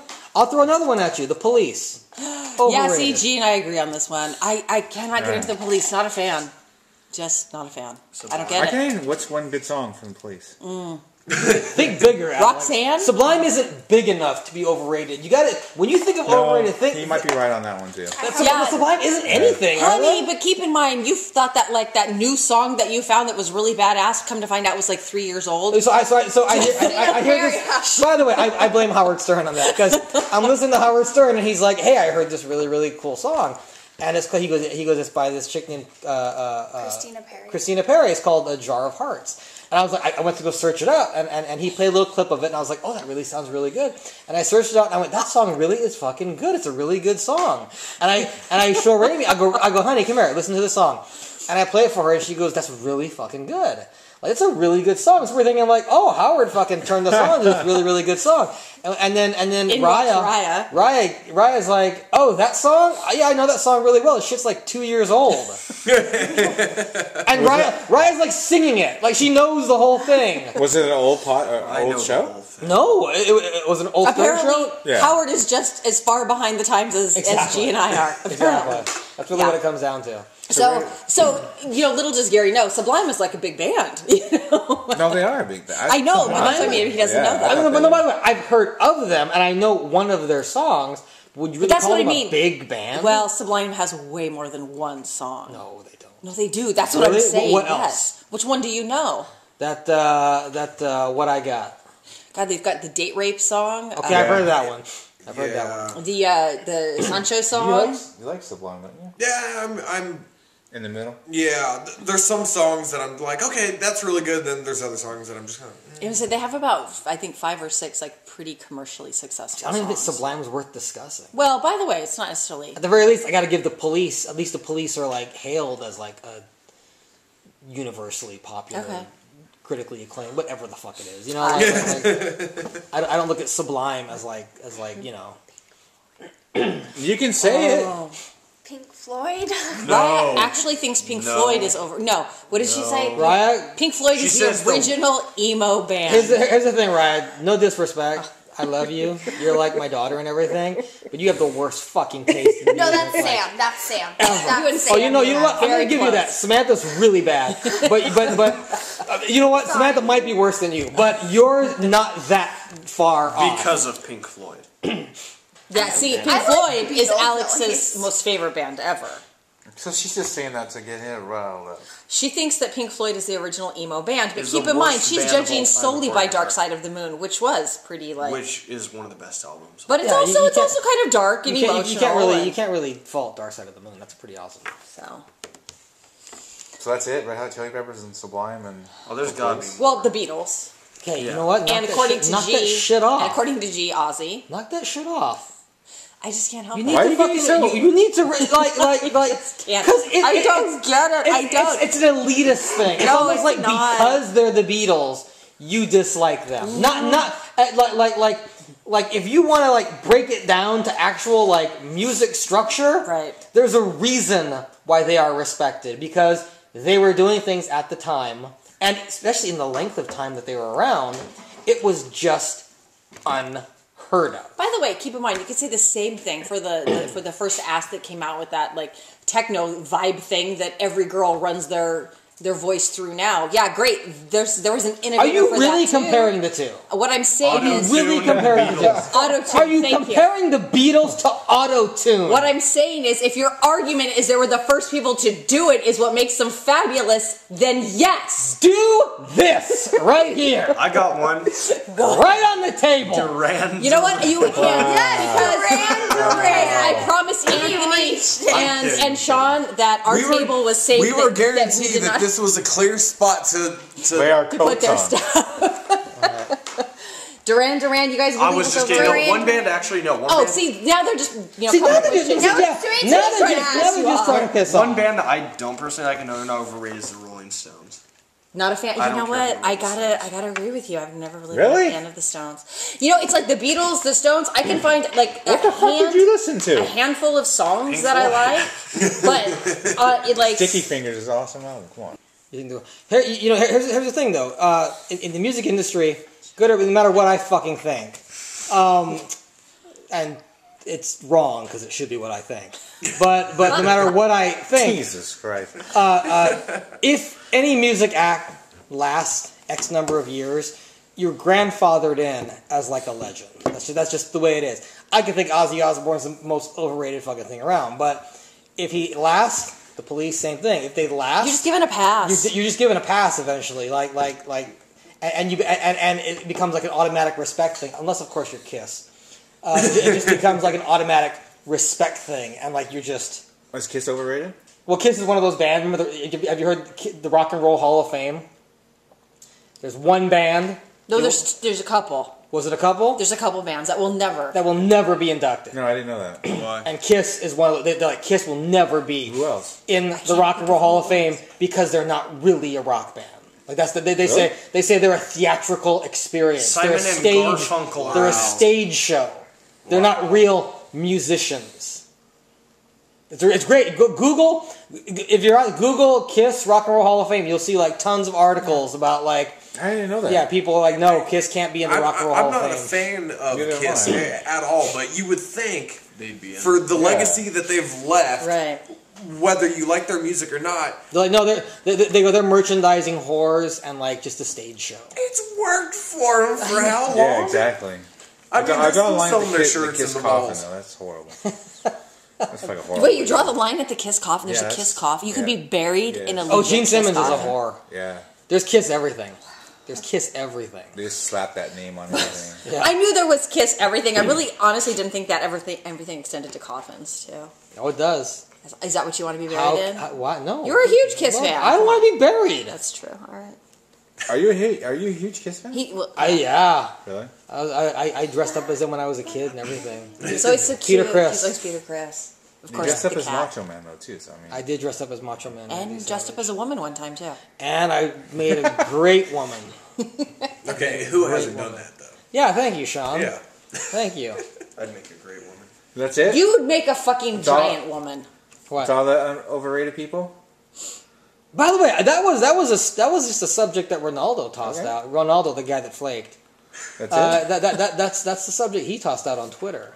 But it's really funny because Gary said he could only come up with one Black Sabbath song, and I go, no, it was like Sublime. I go, there's a bunch, but everyone I named, he's I said. everyone I named, he's like, oh, come on. He poo-pooed. Are you gonna fucking tell me that Iron Man is the only fucking Black Sabbath song people fucking give credit to? No, that's it. see, No. I think not. Paranoid Suicide Paranoid. Solution. But those aren't real songs. Paranoid, dude. Kidding You me? know I what said, I mean. I said Sweet Leaf, War Pigs. War Pigs is awesome. War Pigs is just amazing. By the way, keep in mind, to be fair, honey, that's just the same way I feel about the Beatles. It's like a difference of opinion. It's But you're wrong. You're wrong. Of course I am. What do you You're think, wrong. What do you think of AC/DC? They're okay. They're fine. I liked them as a kid. I liked AC/DC a lot as a kid, but see what happens with AC/DC is you grow up and you become an adult, and you go, oh, that was really good when I was in 8th grade, and I was doing this, and then throwing things up, fucking yeah. There's a reason why Beavis and Butthead like AC/DC. It's great music when you're fucking 13. But no grown-ass fucking 50-year-old, 50-year-old man goes, that's good music. No, you don't fucking do that. Iron You're Man like, likes it. what? Iron Man likes it. Iron Man who? Tony Stark, Iron Man. Oh, well, he's real. You're right. Good one. Good one. At least we're grounding everything in reality here. No, I wanted you to join because you have a woman's opinion, and the one thing we have not touched upon yet is a woman's touch, a woman's opinion. Why do I feel like I need to send the kids away? No. In fact, it's good that the kids are here because here you have Anthony, me, and Sean. Anthony and me are old men. Sean's not. Fest. Sean's like Sean, but we're interjecting everything with the young blood. I saw your tweet earlier. You mean the lame opinions? The lame opinions of Alex and Raya. Raya, What? you are how old? 15. Speak up. You got to speak Yeah, up. you got. Come on. Yeah, you got Use to your radio speak up. voice. Let's go. What's going on? 15? 15. Alex, you are. Pretty much 17. It's a month. You know what? You're right. He's right. Yeah, I know. Yeah, It's a month from today, April He 1st. actually. So we're gonna. So. What are you getting at? Where we have that Dairy Queen talk again? Sean, you're a young man, so you put your fucking phone down. I'm just catching up on Twitter, damn it. Okay, let's go. Alex, in school, you go to high school, right? Marietta High School. Marietta Valley. Marietta Valley High School, both right? do. How many of your friends have had sex? Wait, male or female? Male or female? Male. Oh. That's harder. It's like a lot of females have had sex. Do you know a lot of girls in high school who've had sex? Oh yeah. Like a lot? In my Speak up. concentrated friends, at least 6. Okay. In a group Wow, of really? 20 kids I know, yeah, at least 6. Okay. And then guys, not so much. Sean, when you were in high school, what was that? Did you know a lot of people who had sex in high school? Yes. Yeah. See, in high school, I was kind of all over the board, like friends-wise. Like, I had my close group of friends, but I played football, and then I hung out with the losers and the druggies, and so I kind of knew everyone all across the How old board. are you? You're gonna be. I'll be 27 in, like, a week. Okay. He's got 10 years on Alex. You got 10 years on Alex. Raya, you go to the same school Alex does, right? Yes. Of your girlfriends, how many do you know of? Well, yet again, I'm in band, so this can be kind of limited. But So there's this always one band time camps. at band one camp? time at band camp. Right. Is sex prevalent in school? Is that something that your friends look I'm an forward AP to? English and I don't know what prevalent means. Doesn't somebody Is it something? Didn't somebody get busted at their school for giving oral? That was at the middle school. No, someone on the band bus. Did I tell you? Wait, should we tell the speed bump story? Oh God, no! How many? Okay. Ryan's the worst storyteller. Ryan's the worst ever. storyteller. No, it's not. It's Just not keep it really quick. old. Okay, I'll tell you what. Everybody be quiet. Ryan, tell the speed bump story.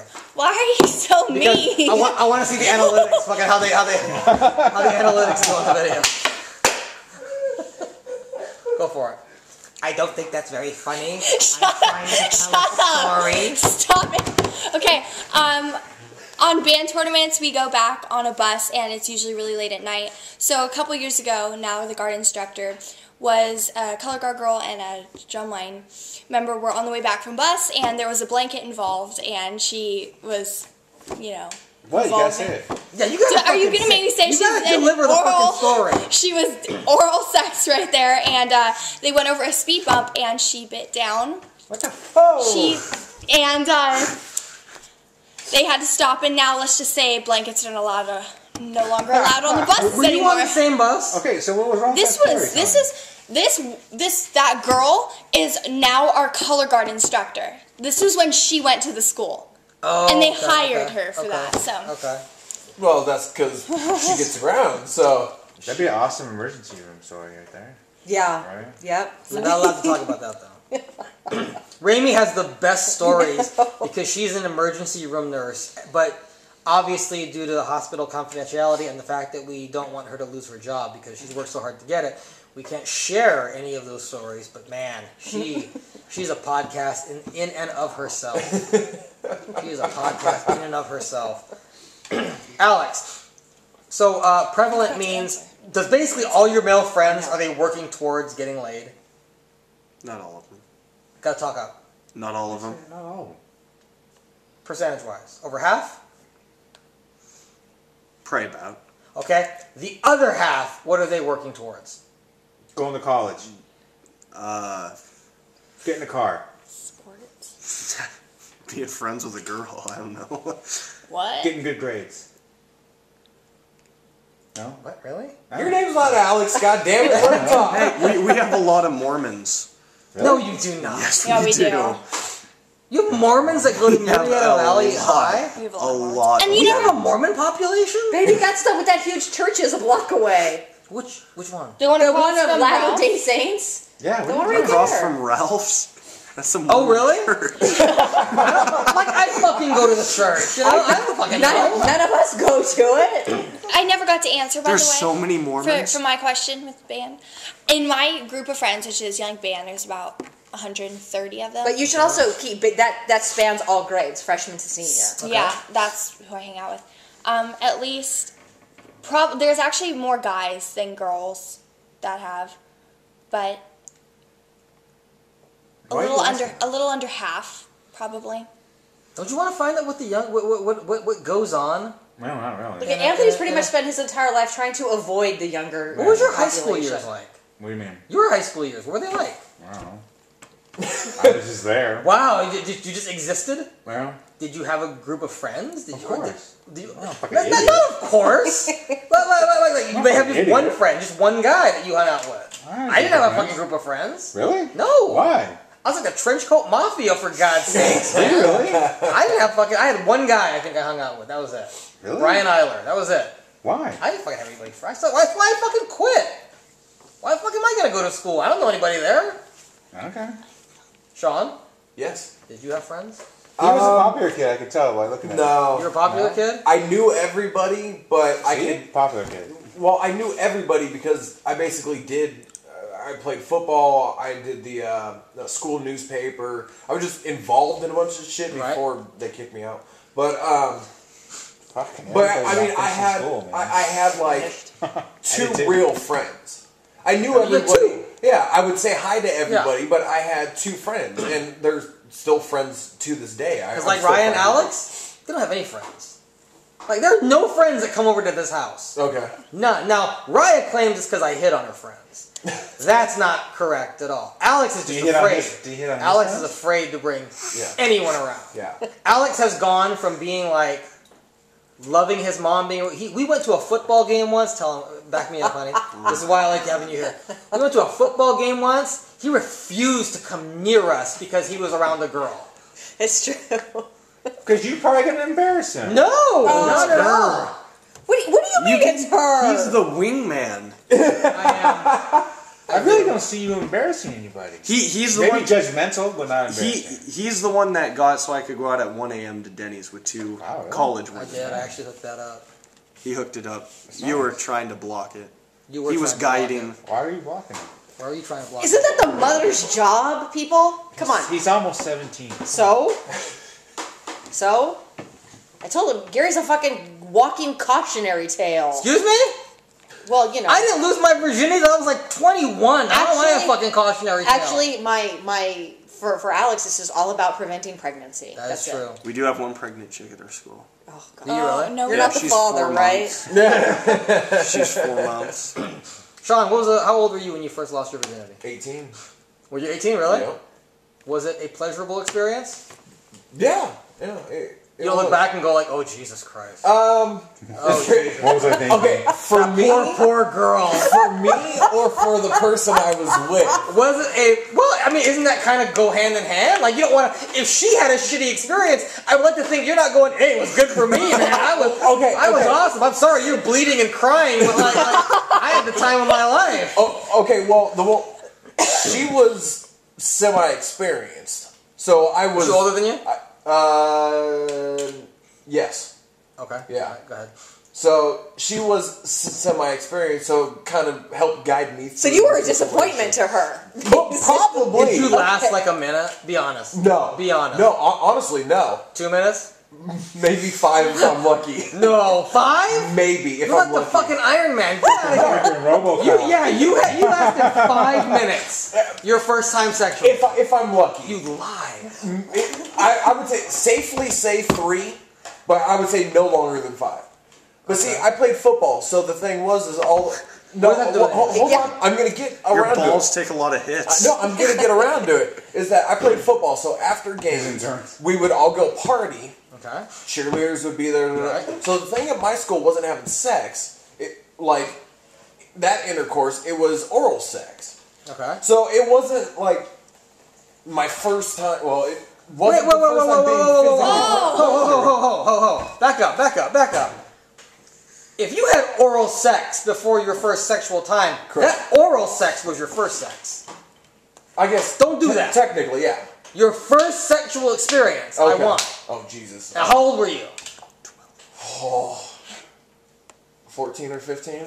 Okay, so a chick gave you oral Yeah. at 14 or 15. Yeah. How long did you last? Oh God.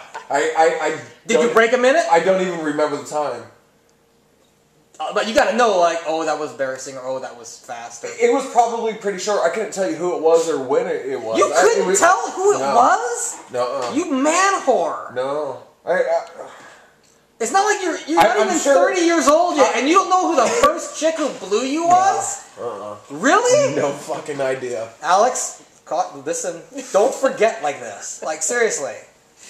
Yeah. Does that mean it wasn't any good? I'm sure it was great, but the thing was, it was like a weekly occurrence. It was like just Weekly. So you got a lot of blowjobs. yeah. Football players, cheerleaders. After the game, we went to someone's house. We So he was partied. popular. You know what? The sad part is, Alex has been telling me, all of his friends have been telling him, we want you to play football. We want you to play football. Now I know I can't let him play football because of the weekly oral. It was basically, Alex is like, I should have considered one. He's like, I'm a big guy. I'd be like, at 17, I'd be like an experienced guy now. yeah. I'm sure if I. Oh God. I'm trying to think. See, Yeah. you would have got away No with idea. it. You would have actually fooled us all into thinking that you had sex when you were 18, when in fact, you were boning around when you were 14 or 15 years old. Okay, oral sex. So much yes, to the before. point where you don't even remember women. Oral Why is sex oral before. sex- Of course it counts. Well, see, no, I thought we were talking like actual intercourse. Like, It's all sex, baby. Well, okay. Did Well, you come? yeah, of course. It's sex. There Okay, you go. all right. Can't masturbation be that then? Sure, if I asked you how old you were when you first masturbated, that's one thing. But that's not really sex. Sex usually involves another person. Okay. How old were you? What's You don't like talking about sex, do you? No. What question? How old were you when you had your first sex? Yes, I would count that as it. Okay.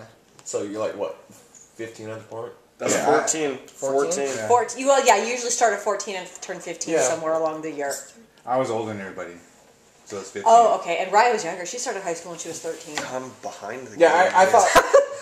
This is a comparison. I got one guy getting blown at 14, the other guy getting blown at 14, 15-ish. Yeah. I was 18. When you got blown? I was 18. I was old. No, I'm sorry. I was 21. I apologize. I was 21. 21 say. when I had my first sexual experience. Completely. Oral. Oh. It was sex. It was sex, oral, Okay. all at the exact same time. Okay. Well, see, I thought when And we my were talking kids, sex, my kids are older than you guys when you guys first had sex, and they haven't had anything. How do you know? Yeah, well, that's what I'm saying. know? Good, because at least I'll remember. Did you see the look of shock on their faces when you guys said how old you were? They both went like this. Ryan went like this. I think he's lying though. No. Oh, and he's open enough with us. He Yeah? would be pretty realistic. And see, I thought when we were talking like actual, like intercourse, I didn't know that we were just talking like oral or anything. That's like sex. That. Yeah. Okay. When the penis makes the appearance. Wait, sex. because that's fine. Because I have friends that say they're gonna hold out till marriage, but they don't consider Oral. Yeah, that's what it is. But do they consider anal? That's Armenian birth control. And Anthony with the first racial slur of the show. Wow, you guys have been talking for hours. That's really the first racial slur? It really is, actually. We haven't gone. knows? We haven't really gone blue. You said it in. Did I say nigga? I think so. Really? I probably did. You can't say that. That's our word. That's our word. You can't say that. Watts gave me permission. I have been given permission. You ain't given permission by anyone. I was. No, you were not. was. Who? Well, Watts one guy- and Collis. Watts did not give you Collis permission. counts. See? What was that, Alex? Close counts. Ah! I don't believe Collis gave you permission. You call him up and ask him. Give me your phone right now. It's right here. I can dial it up right now. Dial Collis's number right now. Put that shit on speaker. Wow. Put it right on speaker. What happens if it goes Right next to the camera so the camera can pick it up. We're going to settle this once and for all. God, I feel bad calling him. What time is it? Yeah, just to ask him It's like this. 10:15. It's early. CPT time, his night's just beginning. Wow. Wow. Call him. All right. Call him. Color people. I'm going to call him. You can talk to him. Okay. Just let him know that he's... Party's just started. Okay. Hang on, everybody be quiet. I can't believe you're actually. Collis? Yo. Hi, are you sleeping? Yeah, what's up? You know what? Go back to sleep, sweetie. We'll talk to you later. Everything okay? Everything Well, no, is... Collis, no, shut everything up. is not okay. Everything is totally... We have a very important question. I have a very important question to ask you, and I wanted Ramey to call you and put you on speakerphone so I could hear with your own words, your own mouth, your opinion. Okay. Now, Ramey and I want to know, have you, as a proud Nubian prince, given Ramey the right to use the word nigga, N-I-G-G-A, with impunity? Is she allowed to use the word nigga? And what tense is she using? Like she's like, nigga please, that shit just don't work. You know, like something like that. Now the question is, has she used it in the past? Yeah, absolutely she has. Here's the thing. She uses it, and then I go, you're not allowed to use that word. And she goes, Collis gave me permission to use that word. He told me I could use it. So I said, I don't believe it. I don't believe you. And she goes, yes, you can call him and ask him. And I was like, well, call the nigga up, and I want to ask him. I believe, if I'm not mistaken, as long as it was used in the A, never the ER, and only to me.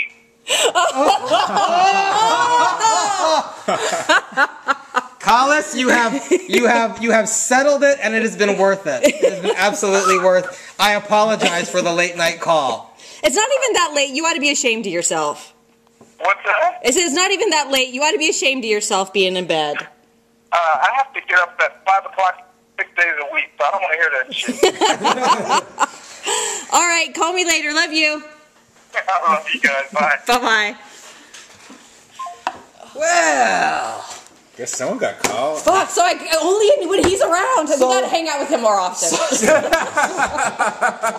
I don't think you guys understand what a big moment this is. Like, this has been a stickling point for Rami and I for quite a while. I bet you never say that again. Let's call him. To be fair, Well, that backfired. to be fair to me, Watts also gave me the card. Watts did Call up He Watts. totally did. You want to call Watts now too? Call him up. To hell, you people. You have Watts' number too? Of course. I also have Matt Jackson's number. Look at her. She drooled. So Rami said that Watts actually gave her permission, He but did.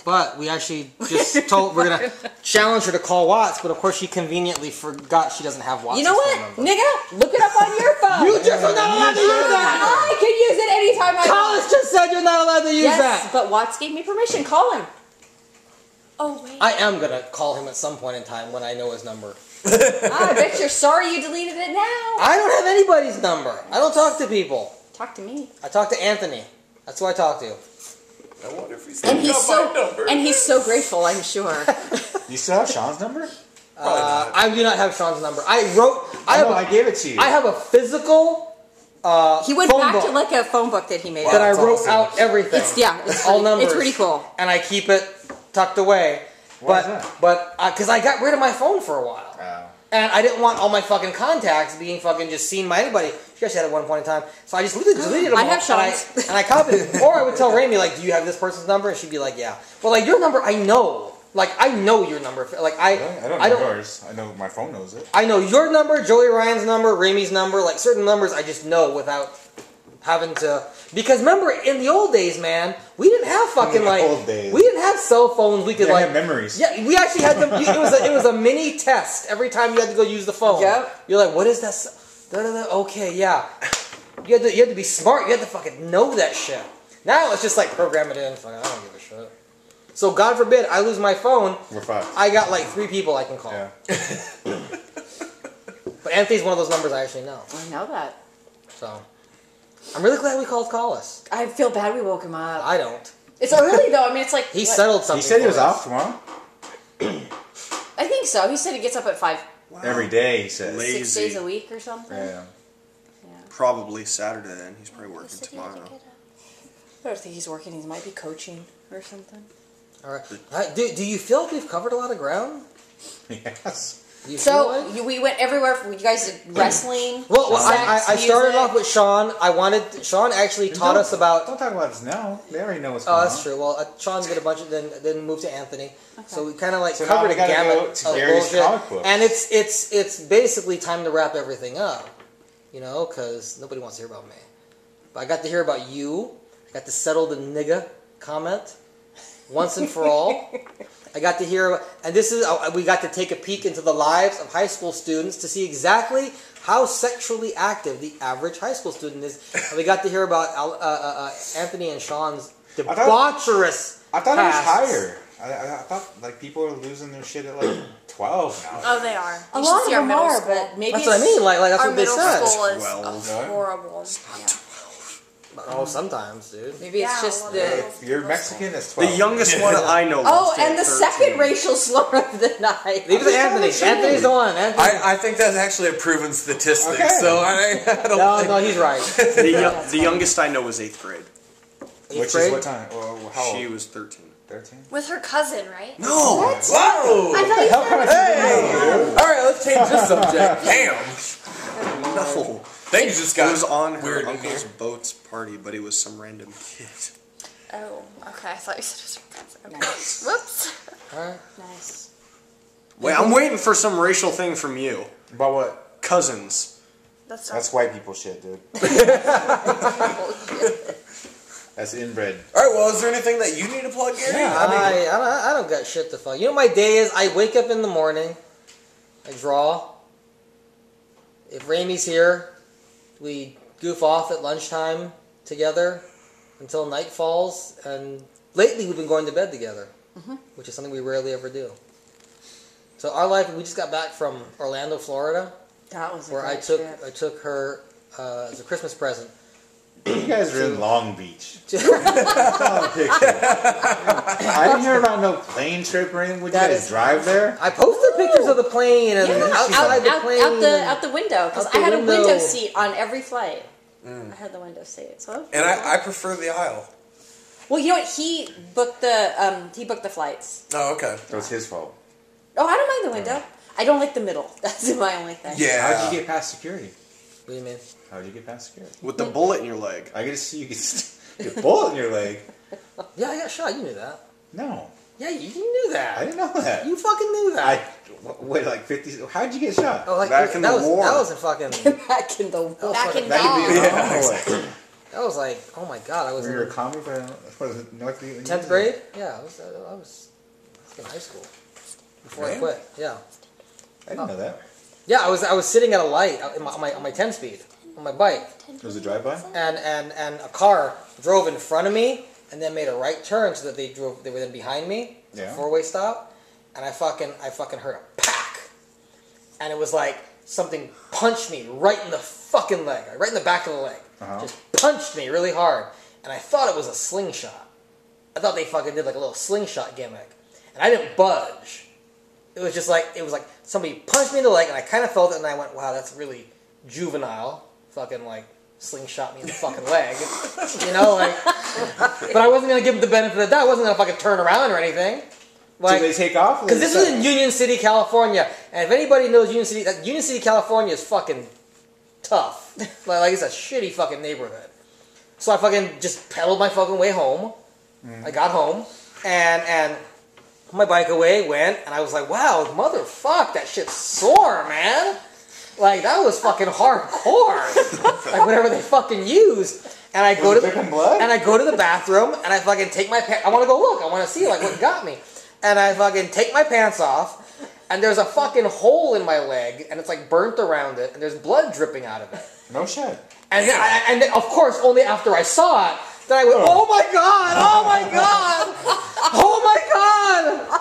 Okay. Oh my god! You know, like. So was it like a pop gun? Suddenly, then I couldn't stand on it. I was pedaling with it. I was pedaling with it. It didn't bother me. But suddenly, I couldn't stand on it. You did the hand on the forehead and fell over. So they took me to the hospital, and they x-rayed it, and it's like, boom, right there, like stands out. And they're like, leave it. Like, you can't fucking do anything. Like, what was it, a pop gun? What is it? 22? Really? Yeah. Like, leave it. What the hell? It's not gonna. I mean, okay. Like, Ben, you just fucking throw some shit on there. Fucking, they got a shot or two, and then like just okay. Wow. I never do that. Oh, you didn't? No, I didn't know that. Oh yeah, that it's just it's still there. Like, who knows? Shit's probably like, I don't know if it like goes down or whatever the hell. I don't know what happens to it. So, yeah, I don't fucking know. But yeah, that's so funny. So it makes me wonder, we're in the airport and you got to do like that body scan. Like, can they see it? we did that too. Yeah. We did the full body scan today. You guys have to go through with a huge magnet thing. See, I went through. So can you see her insides? I wasn't like they don't allow you to see. You're not. Like one guy is. Yeah. Because in December I went to Boston, and going through LAX, I didn't have to go through that. It was exactly, it wasn't LAX. The normal shit. Then leaving from Boston to come back home, right? I was like, what the hell is this? I was like, Time Warp, this is awesome, let's do this. I was like, I'm just going to appear in LA, and just like, it was like, put your hands up. I was like, woo! Yeah, we had to do it out of LA. So were you scared? No, we had to do it out of San Diego. I'm always scared people are going to see my small penis. We went out of LA, they didn't when you have went it. through there, absolutely. Like, oh my god, they're going to see how small. They're going to see how small my penis is. Yeah, I don't know if I want to do that. That's why I could never do a nude scene, although I'd be comfortable. I'd be proud. Alex would be proud. Oh god. It's awesome. Songs have been written about his penis, and people have just only heard about it. It's scary, man. It's fucking scary. But no, we went to Orlando, and it was wonderful. Oh my god. The Wizarding World of Harry Potter. The best 5 days ever. It was amazing. Yep. So much fun. Yeah, you can go to Disney World. Why would I go to Disney World? It was for Harry Potter. Disneyland. Right, don't do that. Yeah, seriously, you keep. It was for the Harry Potter. Yes, to indulge the inner child. In me. What was Sean's comments about Harry Potter earlier? Wow, really? It was for kids. No, it was for kids. Oh, it's a niche. It's a niche thing. It kind. I mean, See, she agrees. Well, I just said something that makes $100 million isn't a niche. Well, I just said that I think. Well, like I said, I've never seen it, but I think that the target demographic was like preteen, teen. No, to be fair, young actually, adult. it started out when he was like 10. Like the main character. If you're talking about like who the demographic is going to identify with, it started out with the main character being 10 and went until he was 18. So it literally spanned like quite a period of time. And became pretty dark. So aren't those books kind of like... It becomes darker as he gets older. The first couple are very... You know what? The first two were directed by the guy that did like the Home Alone movies, I think. Oh, okay. So they're very like kind of family friendly. But from the third on, they Everybody just got darker dying. and darker. Really? And Okay. yeah. But I actually originally took the kids for the first one just on a fluke, like with my girlfriend or whatever. Yeah. You didn't read the books. Okay. Yeah. There was one of them in Laughlin. And Yeah, and we kind of started a tradition where every year when one came out, I'd pull them out of school. That's cool. And we'd go, like, we'd have like a lunch date and, we'd go see the movies and everything. Awesome. And That's weird because you don't like movies. no, I know, but I love those. Really? I do. I just totally love them. I do. now it's Marvel. All the Marvel movies. Oh, did you see Avengers? Oh, yeah. We finally saw that. We Did you saw like it? it? But yeah, very much so. Very much so. That's weird because she usually hates everything. Hates every movie. Hates, No, if anything, Remy actually is not very critical. Well, here's the thing. It takes an act of God to get me to go see something. She doesn't like the Beatles. But he's right. My standards are very low. If I'm entertained for like the duration of the film, You mean your I'm standards are very high? No, they're very for low movies? for movies. Oh. Yeah, if The it standards entertains for me, men is very high. that's right, baby. What's your favorite Beatles album? If you had to pick one. I can't. Now he's just starting. I can't Now name he's just starting. I couldn't even name you any Beatles albums. The White Album. Okay, thank you. The White Album. Come on. No, seriously, I could not name you any Beatles albums. that's Oh wait, no. bullshit. There's Abbey Road. I do know How that can one. you not I do name know that that one. one? I know Abbey Road and the White Album, and that's literally it. If you said them, I would tell you if they sounded familiar. But off the top of my head, I'm just not a fan. I'm so sickened by this conversation. What's your favorite Beatles album, then? So sickened by it. Let It Be. What's your favorite Beatles song? That's a good album. Possibly Let It Be. That's it? Let it be? Well, you gotta pick the most popular one. No. That's how he rolls. That kind of summarizes. I like A Day in the Life too. That kind of You know what summarizes. Tomorrow Never Knows? I think I like. You never even heard it. Oh, Sgt. Pepper's. That was an album, huh? Yeah? Yeah, I've heard of that one. Yeah. You both disgust me right now. What do you mean? What do Are you feeding into the Beatles hate? How about we talk about John Lennon? Just wanting to get. Look at them, just trying to get you all riled No, up. see, and that's not cool because it doesn't faze me because you play guitar, and you, as someone who plays guitar and writes his own music too, by the way, the fact that you would disrespect someone like that shows you are very short-sighted in your musical knowledge. I'm not really sure that any of I them just were don't- very known for being very good guitar players. Musicians. It's not about Right. the guitar They're John player. Lennon. I know they were great musicians. No, I just George don't. Harrison. I just don't George like their Harrison work. of the bunch was probably best known for being a guitarist, but the rest of they were just like. But what you don't understand is what made the Beatles so good was the music. Can't you see this passion It was that they're feeding their- it was the fact that they were doing stupid things that people didn't even notice, like transitions. Like people didn't And like notice auto-tune, stuff like that. I know. Like auto-tune. Damn. How do you know I said that just to irritate you? I love you so much. Well, who did you like? Guns N' Roses? Yes. Oh yeah. Appetite for I mean, keep in Destruction. mind, who did I tell you when I was a kid growing up? Motley Crue, Guns I N' remember Roses, someone, you know Nirvana. what? Every time I hear a fucking Motley Crue song, what the fuck song is this? Tell me a lyric. I'll tell you the song. I don't know the fuck. I have it on my iPod. I always think, Randy probably used to bang her head to this fucking song. Every time I fucking hear it. Oh shit! Believe me, as perfect as this woman is, Yeah. her teenage years were like something out of Kids. You know, like she was a Harmony Korine story during Yeah, her I said what a teenage kid she years. Now They don't know who Harmony Korine is. she got over it like before she even became a full-fledged adult, and then ever since she became an adult, she's been like the perfect fucking person. Like, it's all, you know, we all make mistakes, like, in our 20s. Not her. Like she made no mistakes. Like, she went into the field. That was... She made them all at 6. No, it's not me.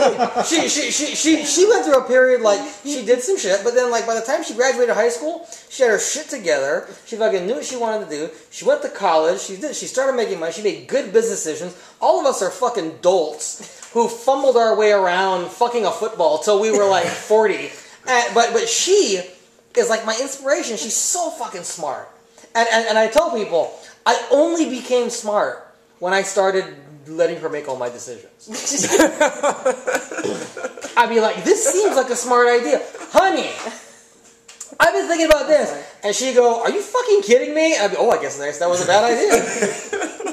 That was a bad idea. Like, because I'm like, why would I go to anyone? I mean, don't you go to the person? I mean, if you want your life to be filled with good decisions, and believe me, I have a lot of friends who are the most horrible decision makers humanly imaginable. But if you want your friends, if you want to be one of those persons that has a really good life and you make good decisions, don't you look to the people who make the good decisions and go, teach me. I mean, let me kneel at your feet and just soak in your knowledge, because you've obviously done something right. You're a homeowner.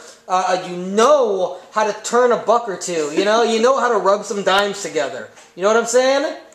You know what you're doing when it comes to everything. Right?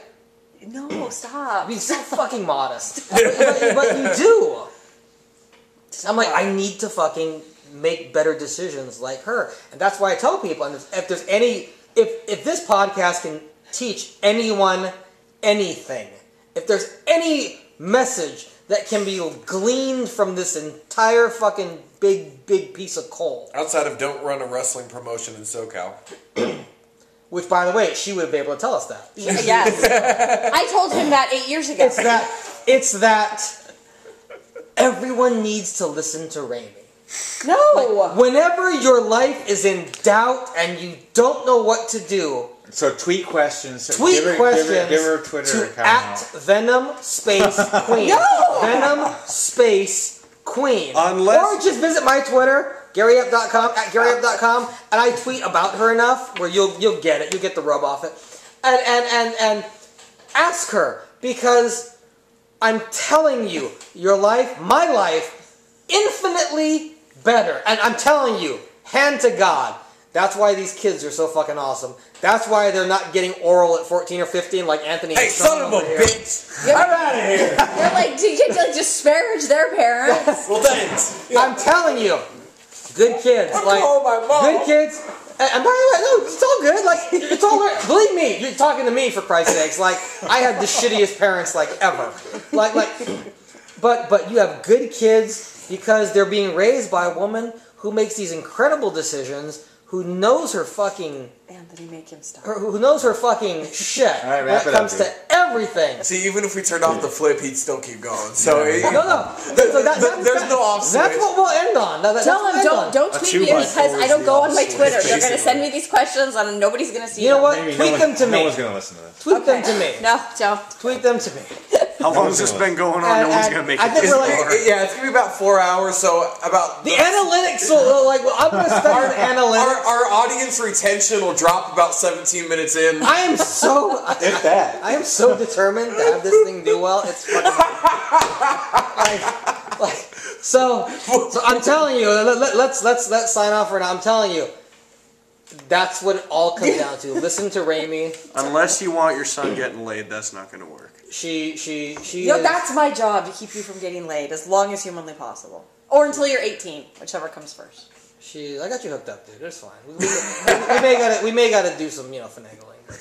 Did I tell you, she pretended to get me condoms as a joke for a stocking stuffer, but she just went to Alex. Like, I'm that stupid. Don't be a fool. Wrap your tool. All right, we're gonna do closing comments. We're gonna go Raya. Raya, closing comments. Do you have anything you want to push? You want to talk about your Twitter? You want to tell people to follow you on Twitter? What do you want to do? Your band? Your engineering? Solar team? Anything you want to push? Am I supposed to push things? Well, You're here's the supposed goddamn to be the opportunity. social director of your solar team, and you don't know how to push I your do own- that with my solar team, not for this. Go check out the Marietta Valley Nighthawk Solar Team. Okay, Alex, go ahead. Marietta Valley Nighthawk Solar Team, Marietta Valley High School. Do not follow me on Twitter. Wow, he totally got that all wrong. I have not checked my Twitter in 3 years. It's at Nighthawk Solar T. Oh, I'm so sorry. Yes. At Nighthawks Solar T. Follow along. Sean! Make sure to check us out at Krymzon Pain. It's all spelt all funky. Spell it! Krymzon Pain. So just follow us on Twitter, the same thing on Instagram, Facebook, all that other bullshit that I never check. So make sure to like us, follow us, and then the world grows from there. Anthony. Sean does mine. Make sure to follow Anthony at Magnum Wrestling. Magnum like the condom and the beer and the ice cream. At Magnum Wrestling. Subscribe, youtube.com/Magnum Wrestling. Like him on Facebook, facebook.com/Magnum Wrestling. You know what? You have it. We push it. You shut up. My Facebook is a Magnum one. I don't care about your Facebook. We're pushing companies here. Oh, okay. I thought it was my Facebook. Follow at Anthony Maris and tell him not to interrupt me while I'm pushing his shit. Honey? Peace out, homies. Don't email me or Email you. Her Twitter, tweet me. her Twitter, Don't tweet me with your life. her Twitter is at Venom_Queen. She does not add anyone. She's an elitist Twitter bitch, in my Hey, opinion. you know, it's almost been 3 years ago that you started following me. I know, it was for your birthday. Yeah. She follows Anthony, she follows Sean, she Yeah. follows everybody here at this table, but seriously, she ain't gonna follow any of you. It started out with a joke with She's Gary. not worth following. I love her to death, but she ain't gonna follow What any if of you. Watts has like a warts? She follows genital, Watts. genital warts question he wants to ask. I think she has. I think she follows. Then he can text me privately. I think. Well, He used doesn't to have your number. He used to. He probably. You're right. He probably purged it like G did. She is the love of my life. I can't live without her. So where you? And as far as me, it's artoverlifestudios.com. My Twitter is at GaryYap.com. At one point in time, Sean and I will sit down and talk about Ultraviolet because I've been asked by a couple of different comic book podcasts to talk about my comic book, my online comic book, Ultraviolet, its inspirations, its origins, the people involved with it. But that is for another time. Certainly not tonight. Do me proud, baby. I want the analytics to carry all the way through. Our audience retention all needs to be the way 100%. fucking through. We're gonna show that a 16-hour fucking podcast can work.